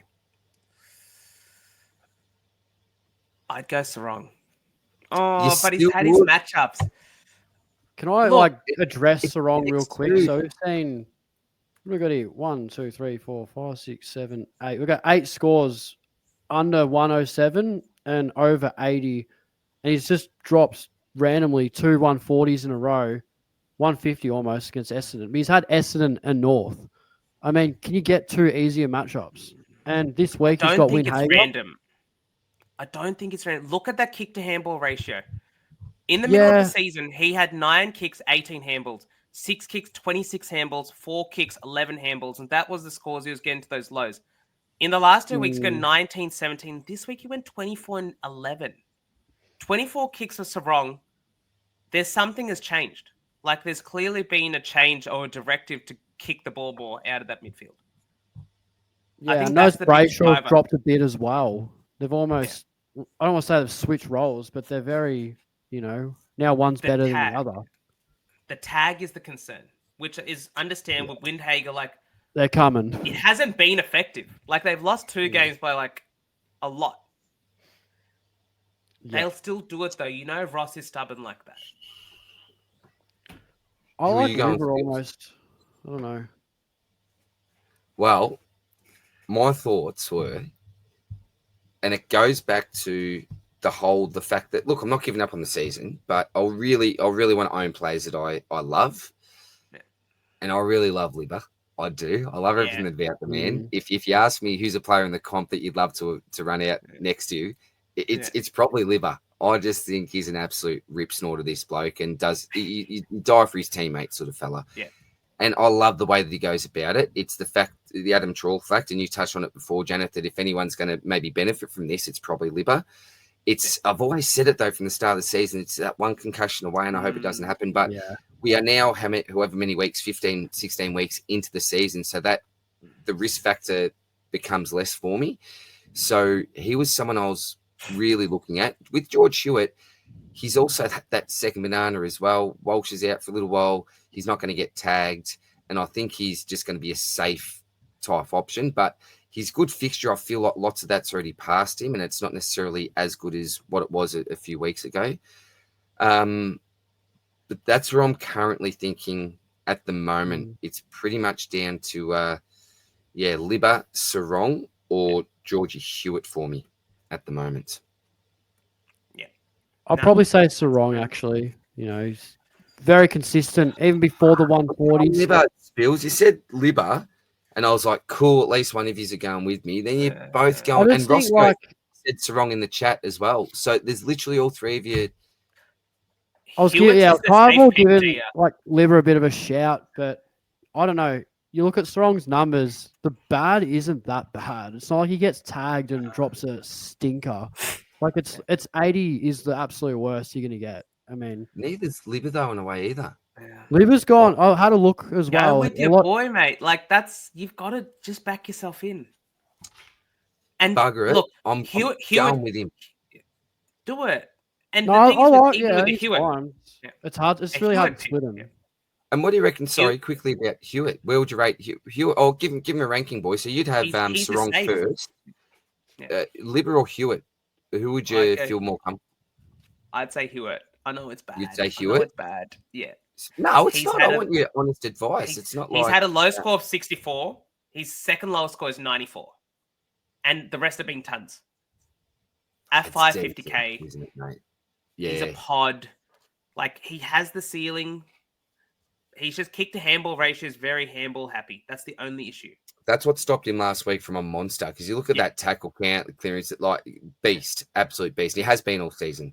Spillsy, Liber or Hewitt, mate. Selfishly, Well, yeah, obviously I'd have Sarong, but yeah, I'd probably go Liber and Hewitt, but it'll be by nothing. I mean, you 0.5 to 1 average. I mean, they're right on the finish line together. You can't go wrong with either. I mean, at the right price, yeah.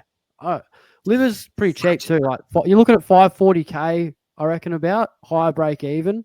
Like Liver's a good value. Strong's knocking on the door 600k almost. So if you want to save a bit of money, I'd say Liver, but I think overall output, maybe just Strong. I don't know. It is a tough one. Nice, mate. I respect that. Absolutely. Boys, before we move on to sort of our trades, is there any other players you want to move? We'll probably focus on these top 3 categories for the most part, but move between categories. Is Sinclair still a must-have? Or is Naz more of a must-have now? Sam Darcy? That's a question. That is a very, very good question. Because remember, we were really considering having Nas as a must-have. I got an idea. Let's put Sinclair at the bottom of must-have, and let's put Naz up the top of top 6 to 8. Oh, you want to do a bit of an order mate. change, a bit of a shuffle, Spillsy. Elite work, Spills. I'd have Naz. Yeah, right. Just Jeez. we'll assess this next week. We'll see what happens. But gee, he's looking good, isn't he? I'm so happy with him. I think more ball is going through Naz. That's what's changed. Is they the only look other for one him everywhere. Yeah. Sorry, very quickly. Yeah. Do we still have Warner there based on potential or not? Probably gone. Kick him out. Yeah, Yeah, him because out. if Rankin's there, I don't think we can have Warner top 6 to Yeah, 8. give and Warner the ass. I'm sorry. down there. So that is so sad. I've got my forward line like Warner better options, Rankin better option. Sorry, slightly lower. Can I be critical as well? Dave, Can I be better really options. critical here? Bloody Go hell. on. One on. more. Christian Petrarca. No. I mean, Christian Petrarca. Where are you going Oh, with him? stop it. No, come on, boys. Stop it. Stop it. He's Spills? gone below 88 some form, once mate. since round 4. I don't know. It just quietly. That was Christian such an Petrarca. unexpected. That was Mate, an unexpected look. cement bag drive by there. That was really. I didn't think you were going Well, there. yeah. I really didn't know where you were going anyway, but not there. If don't know. anyone's watched the potty this year, you'll see that I'm the biggest Christian Petrarca lover, and Spills just hates Christian Petrarca all year. He's like, Now you're "What's just putting he words gonna in do?" my mouth at this point. Yeah, he's putting words in I my just mouth. thought He hates it. He's at 68. it. I mean, we It's one overlooked that score. because he's so highly owned, but had to be mentioned. I don't know. We bagging out Warner. I thought Petrarca's, Warner hasn't turned up since round 10. yeah, that's a Hey. concern, isn't it? Luke Ryan slightly lower, maybe, or we still better options. Didn't he hit Give him a form? bit of love. Give him a bit of love. Well, he's Yeah. scored one good score. He's had one good score, which is last week. I don't think he's done anything before that, though. Didn't he like That's cool. over 150 or something? Nice little run, didn't he, Luke Ryan? He's the last 6. I guess 7. Being a bit disrespectful, actually. 115, 120, 91, 105, 99, 103, 157. Yeah, we could probably put him slightly lower. I think that's fair enough.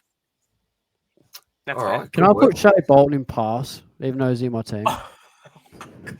Yeah, do you know what, Janath? Can we do that, please? Bugger him. Oh. Nah, Are you don't. sure? Nah, leave him there. Let's hope we No. got a glass half We've filled. got to move on. half It full. just now it's gone off the rails. Yeah, I know. I reckon hate this it. looks good until next week. It Every looks week solid. things change. They change. They always change. 100%. 100%, mate. All right. Oh, let's move on to our trades. Oh, that's stiff, DR. What's going on there, mate? It's that frustrating, Spills. It's not funny, mate. Now, I've gone against my original trade plans. It was to actually get Horn Francis into the flex.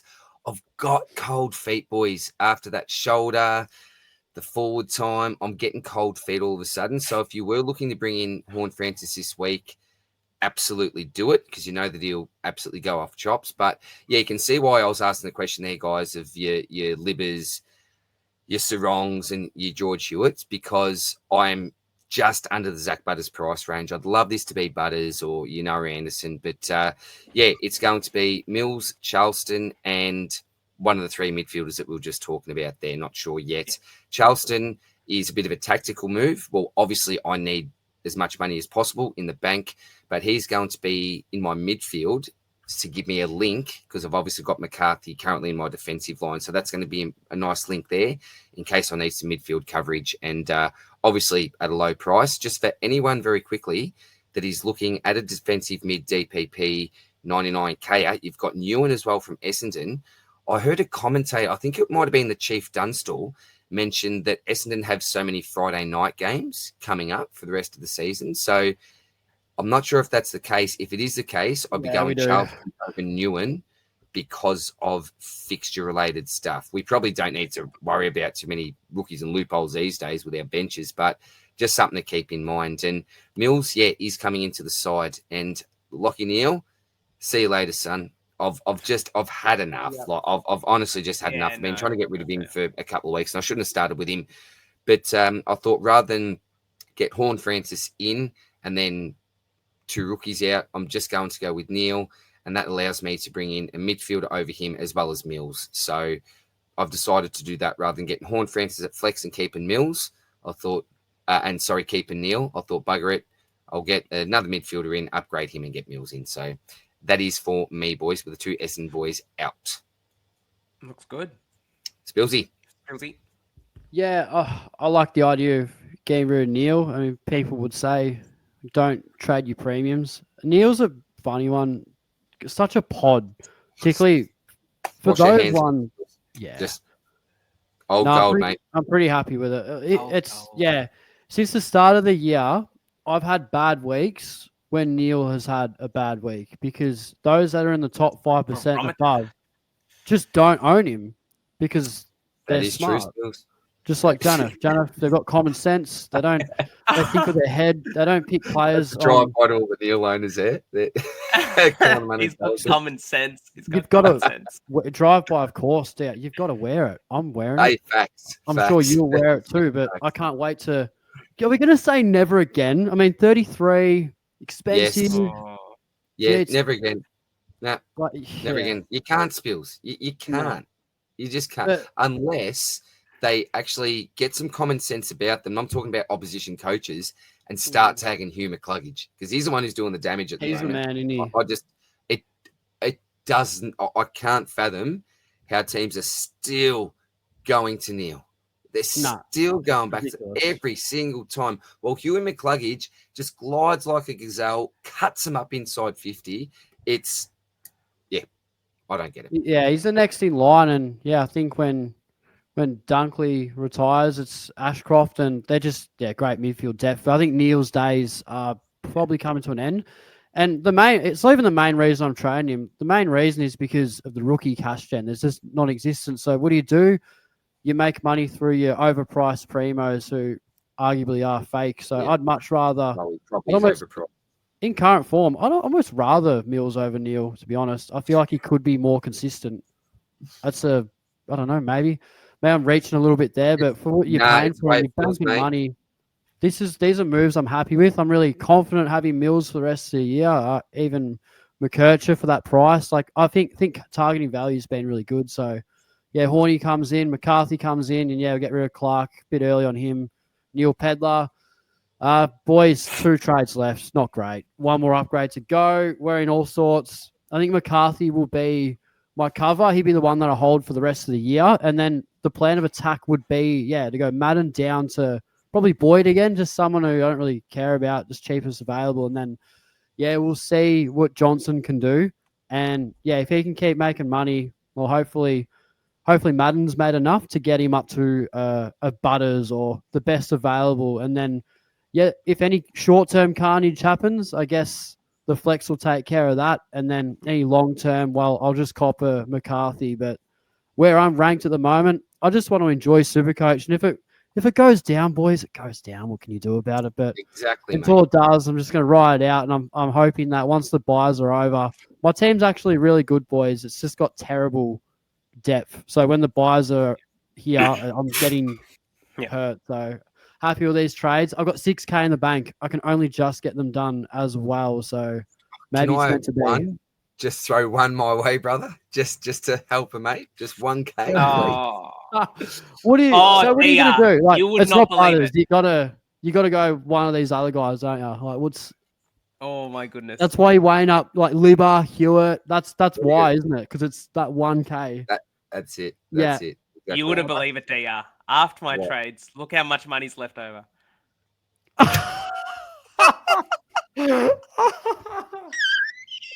He's gone.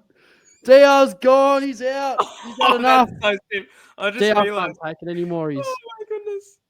That just sums up the year. So myself and DR just as mediocre as ever. You're having the season of a lifetime. You've got the 1K. He doesn't. That's so stiff. That's so stiff. He's given John Wick a hug back there. A much needed one, obviously, but jeez. And I know you're a great mate, Janath. And I'll give you the if 1K you could do right it, now. I know you would. I know you would too. I know you would too. You'd give me the shirt off your back, mate, on a rainy day. I know that. Oh shit. 1K. You high rollers with this 1K and 6 in the bank. Come on, boys. Jeez, I'm in debt. I'm in the red. Oh man. Hey, Supercoach loan system, boys. I've been saying it for years now. You Make have? it happen. You have? Make it happen. Come on.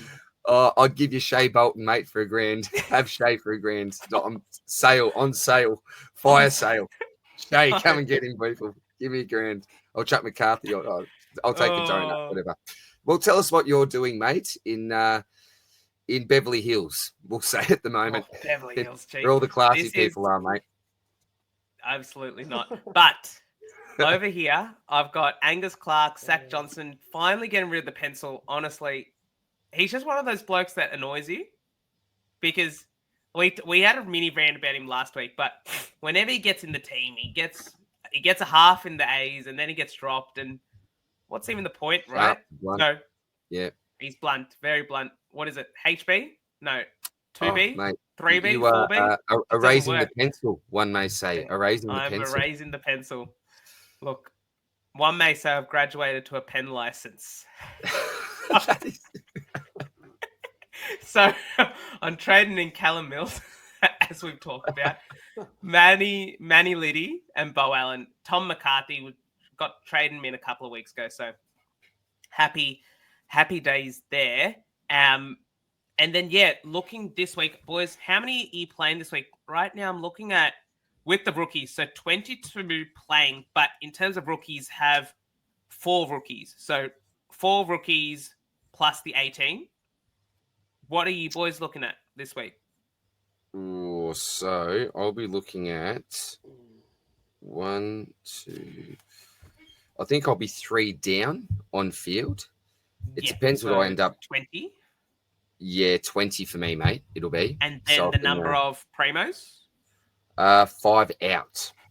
5 out. So looking at 17, 18-ish. Yeah. But Spillsy? trades will hopefully help with that. Yeah. Oh, mine were post trades, FYI. Yeah. Yeah. Spillsy? Yeah. I've got 2 out this week, so Zorko and Baz, they're out this week. That's good.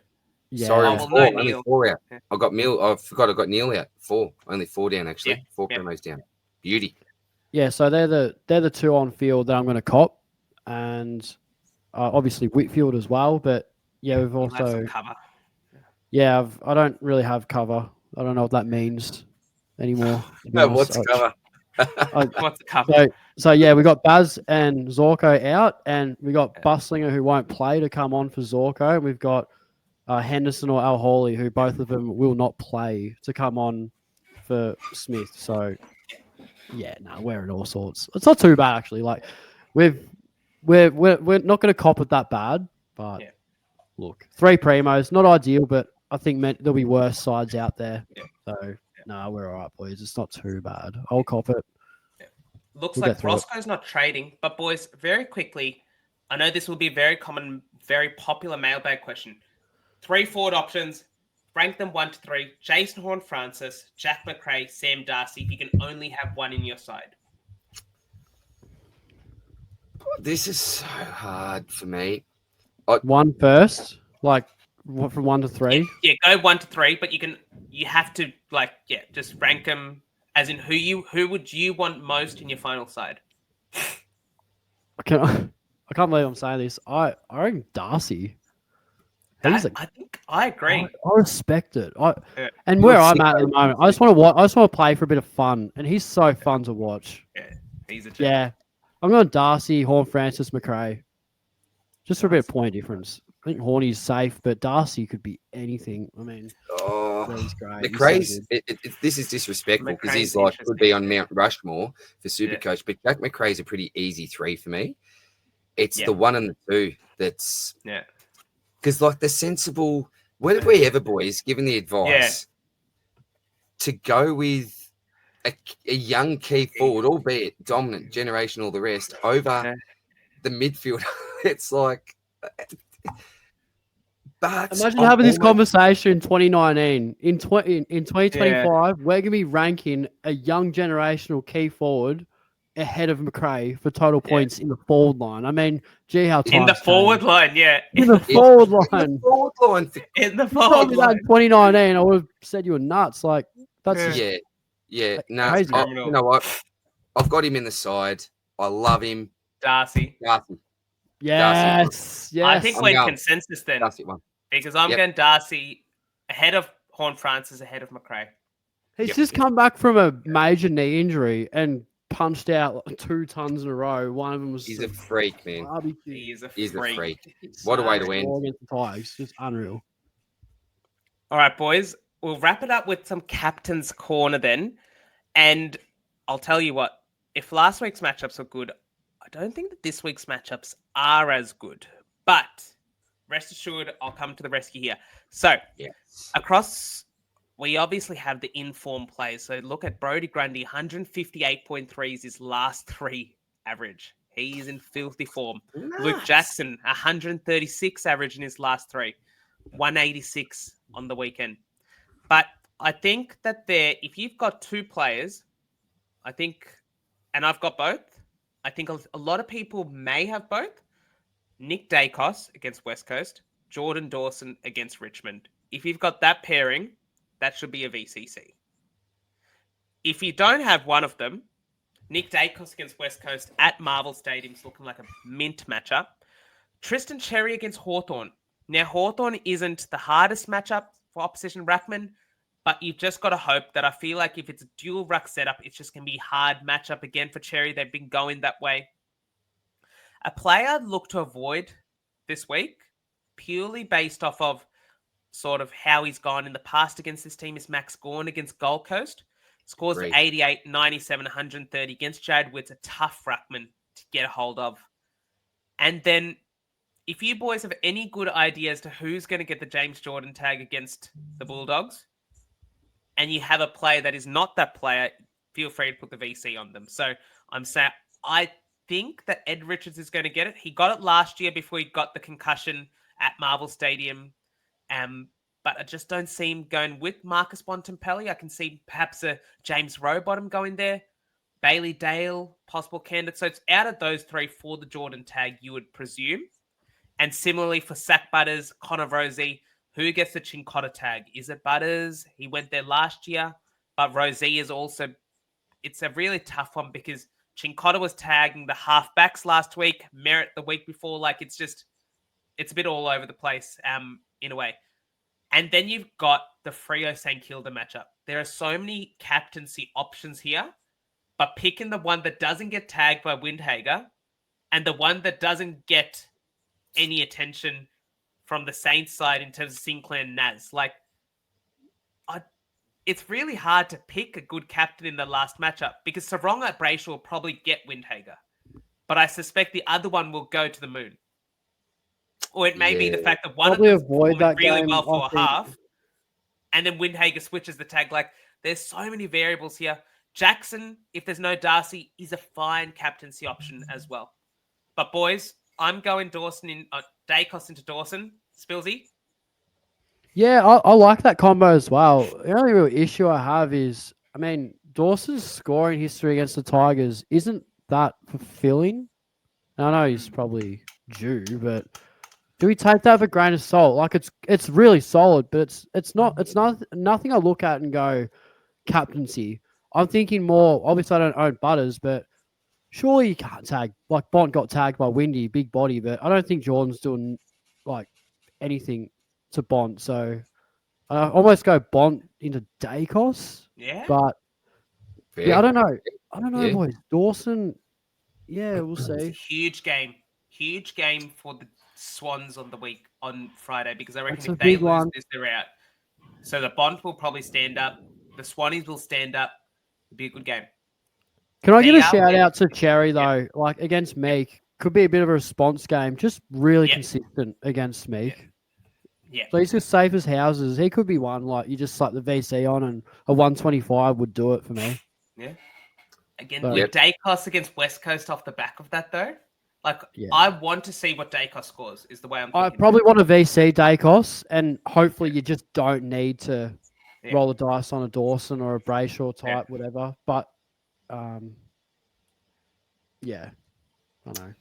Yeah, well, I'm with Janath on this. I'm going Dacos into Dawson, but it just feels a little bit wrong just completely skipping Tristan Sherry because you look at the Yeah. score that the man's put up. It almost feels wrong. And I think I've said it a few times this year, like the easy plan is just whack the VC on Sherry every week, and most weeks it'll go right. Yeah. But yeah, I think that those midfield matchups are so potentially juicy. Surely there's got to be a decent ceiling game between one of those two players. Yeah. The question I'd ask you boys, as I often ask, is, and this can change from week to week depending on what options we've got and how things are going. What's your threshold, your VC threshold for the week? Janath? 125 always. Doesn't matter on the week. Always doesn't change, regardless. Spillsy? I'm trying to think of I think I didn't take a 125 recently, and I got rewarded. But yeah, generally speaking, particularly this week, it's a tough week for it. 125, even a 120 this week. I know that's a bit. You take anything, if it's a 119, it's 1 point off being 120. You I take probably that. Like, don't. the I amount get of stress one- that you save from doing that, it's rewarding. It can potentially save you from your most haunted move. Your captain could get a 40, for Your example. captain could get I've a 5. seen the movie Your before. captain, Lockie It's a Whitfield, pretty shit movie, down I'll be on honest. 16 on the weekend. Mate, that drive by Spills just went completely through you there. Yeah. I was going the old going back to the Took moment where you didn't take Rory Oh. Laird's 120 plus, mate. But Oh, hey, these no. things happen if you run through the Hopefully gauntlet, accidental Spills. they are, You but can yeah, get knocked happy over that's sometimes, You mate. can get knocked over. Yeah, and I'm with you. 125 is, and to be honest, I'd probably take a 124. Not a Even 123. lower. I don't know, If I can, 123. if we get a 117 from Dacos, like probably take that. Oh, Take it. that's. Well, look at awkward. Dawson's previous scoring history against Richmond. I mean, it's potential's there, but he it's unproven. hasn't, You know what? He hasn't Nah. played this Richmond though. This is the Um, it's good to look at previous data, but They were bad last year. they Like- had players. They traded them out like Bolton and Mm. Rioli and the types. If it's They'll still ask, but if Dacos goes 123 or lower, you can mark my words now. I'm going to chuck it on Dawson. Just Yeah, fair for that enough. feeling. What if It's he a little goes bit- 123? 124. I'm going Dawson. I'll take a 124 plus. this week. 124. Very I specific love for this me. discussion. Like trying to Very find out specific. what exactly would you Yeah. take. 123? No, not taking it. 124? You mark my words, that's enough for me. and you watch him score a 123. I'll I swear bank to it. Now- God, I'm yeah. banking that. Boys, Oh. the last couple of weeks we've been finishing off on a footy anecdote.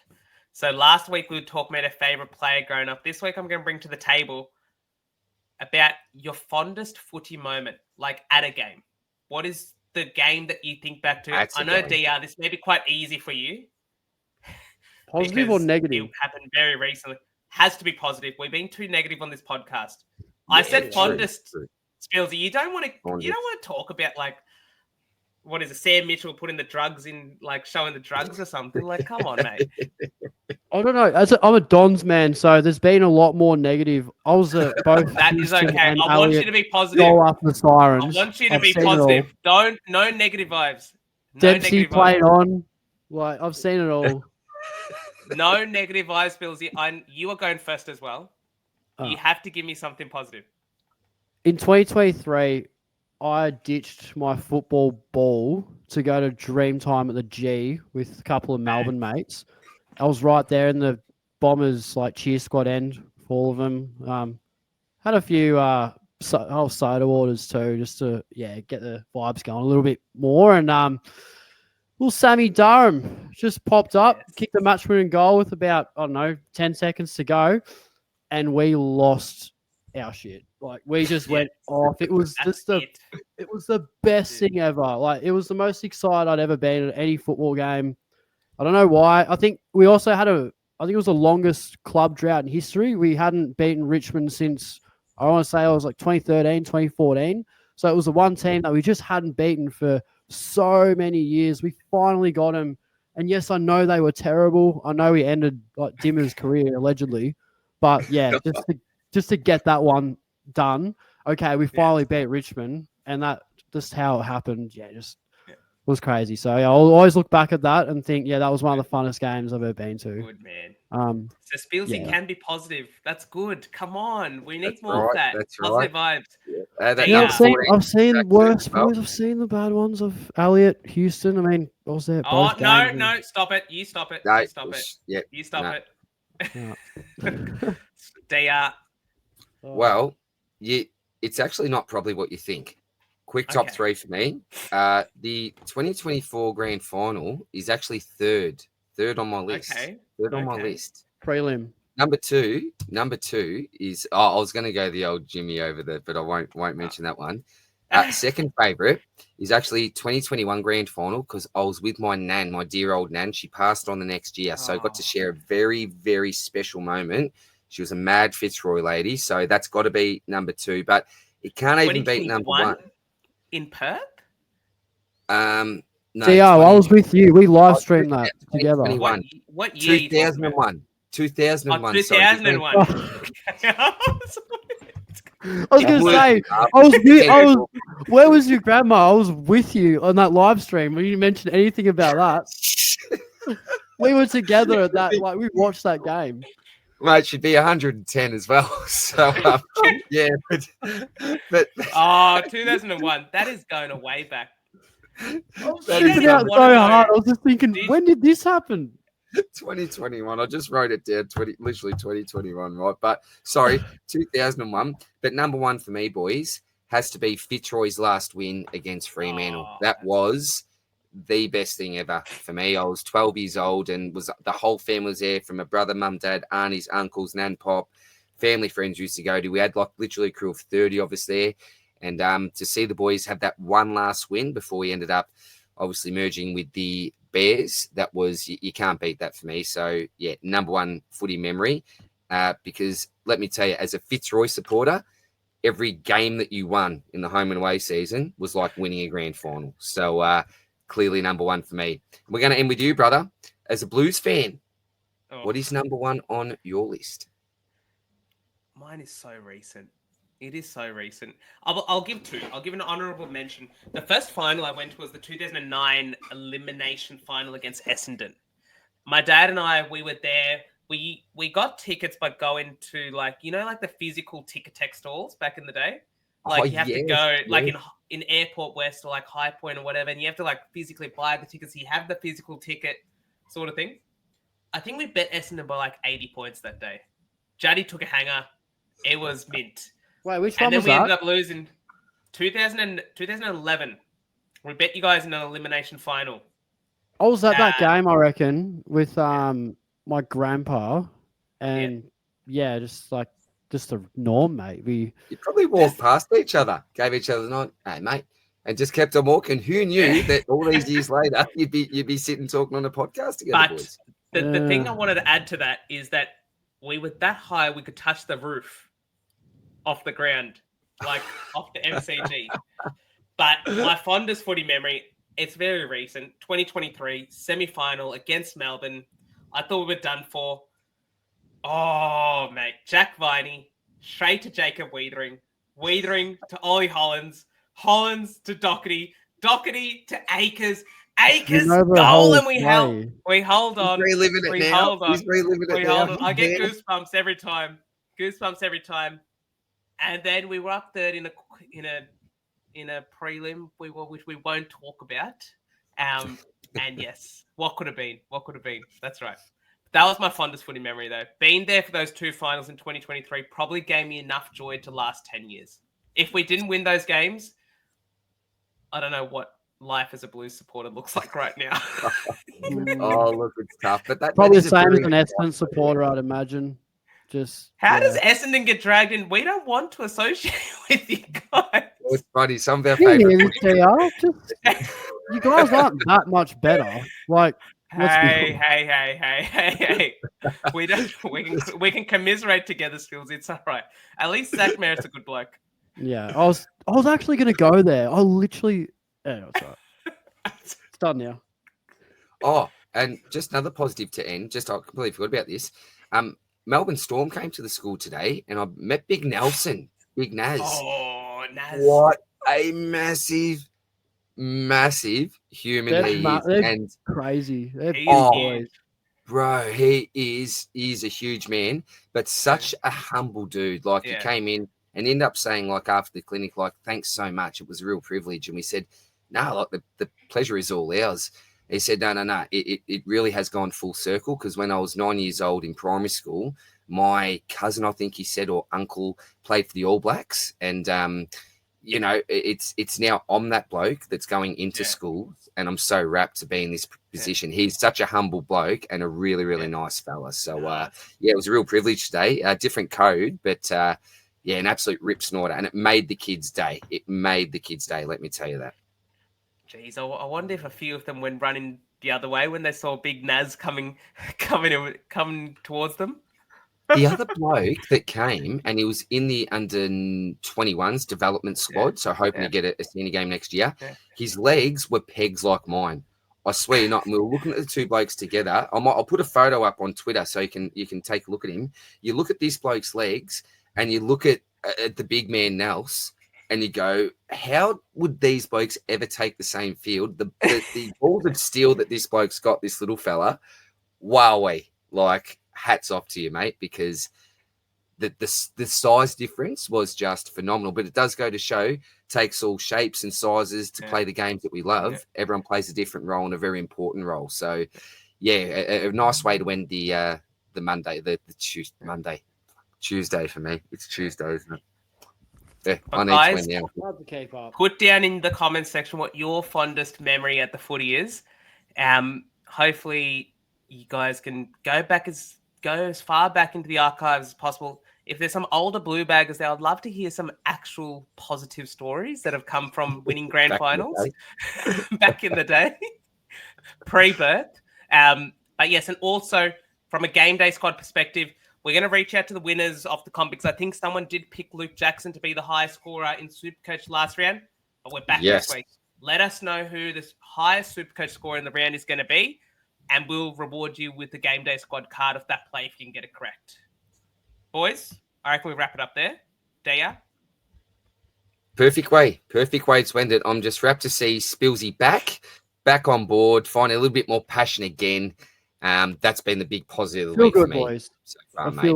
Finish us off, Spillsy. I'm not going to ask for any big words or throw you under the bus like I will, but I think it's only fitting, mate, that you have the final say before we say goodbye to our beautiful, stunning audience for the week. I always have the final say here.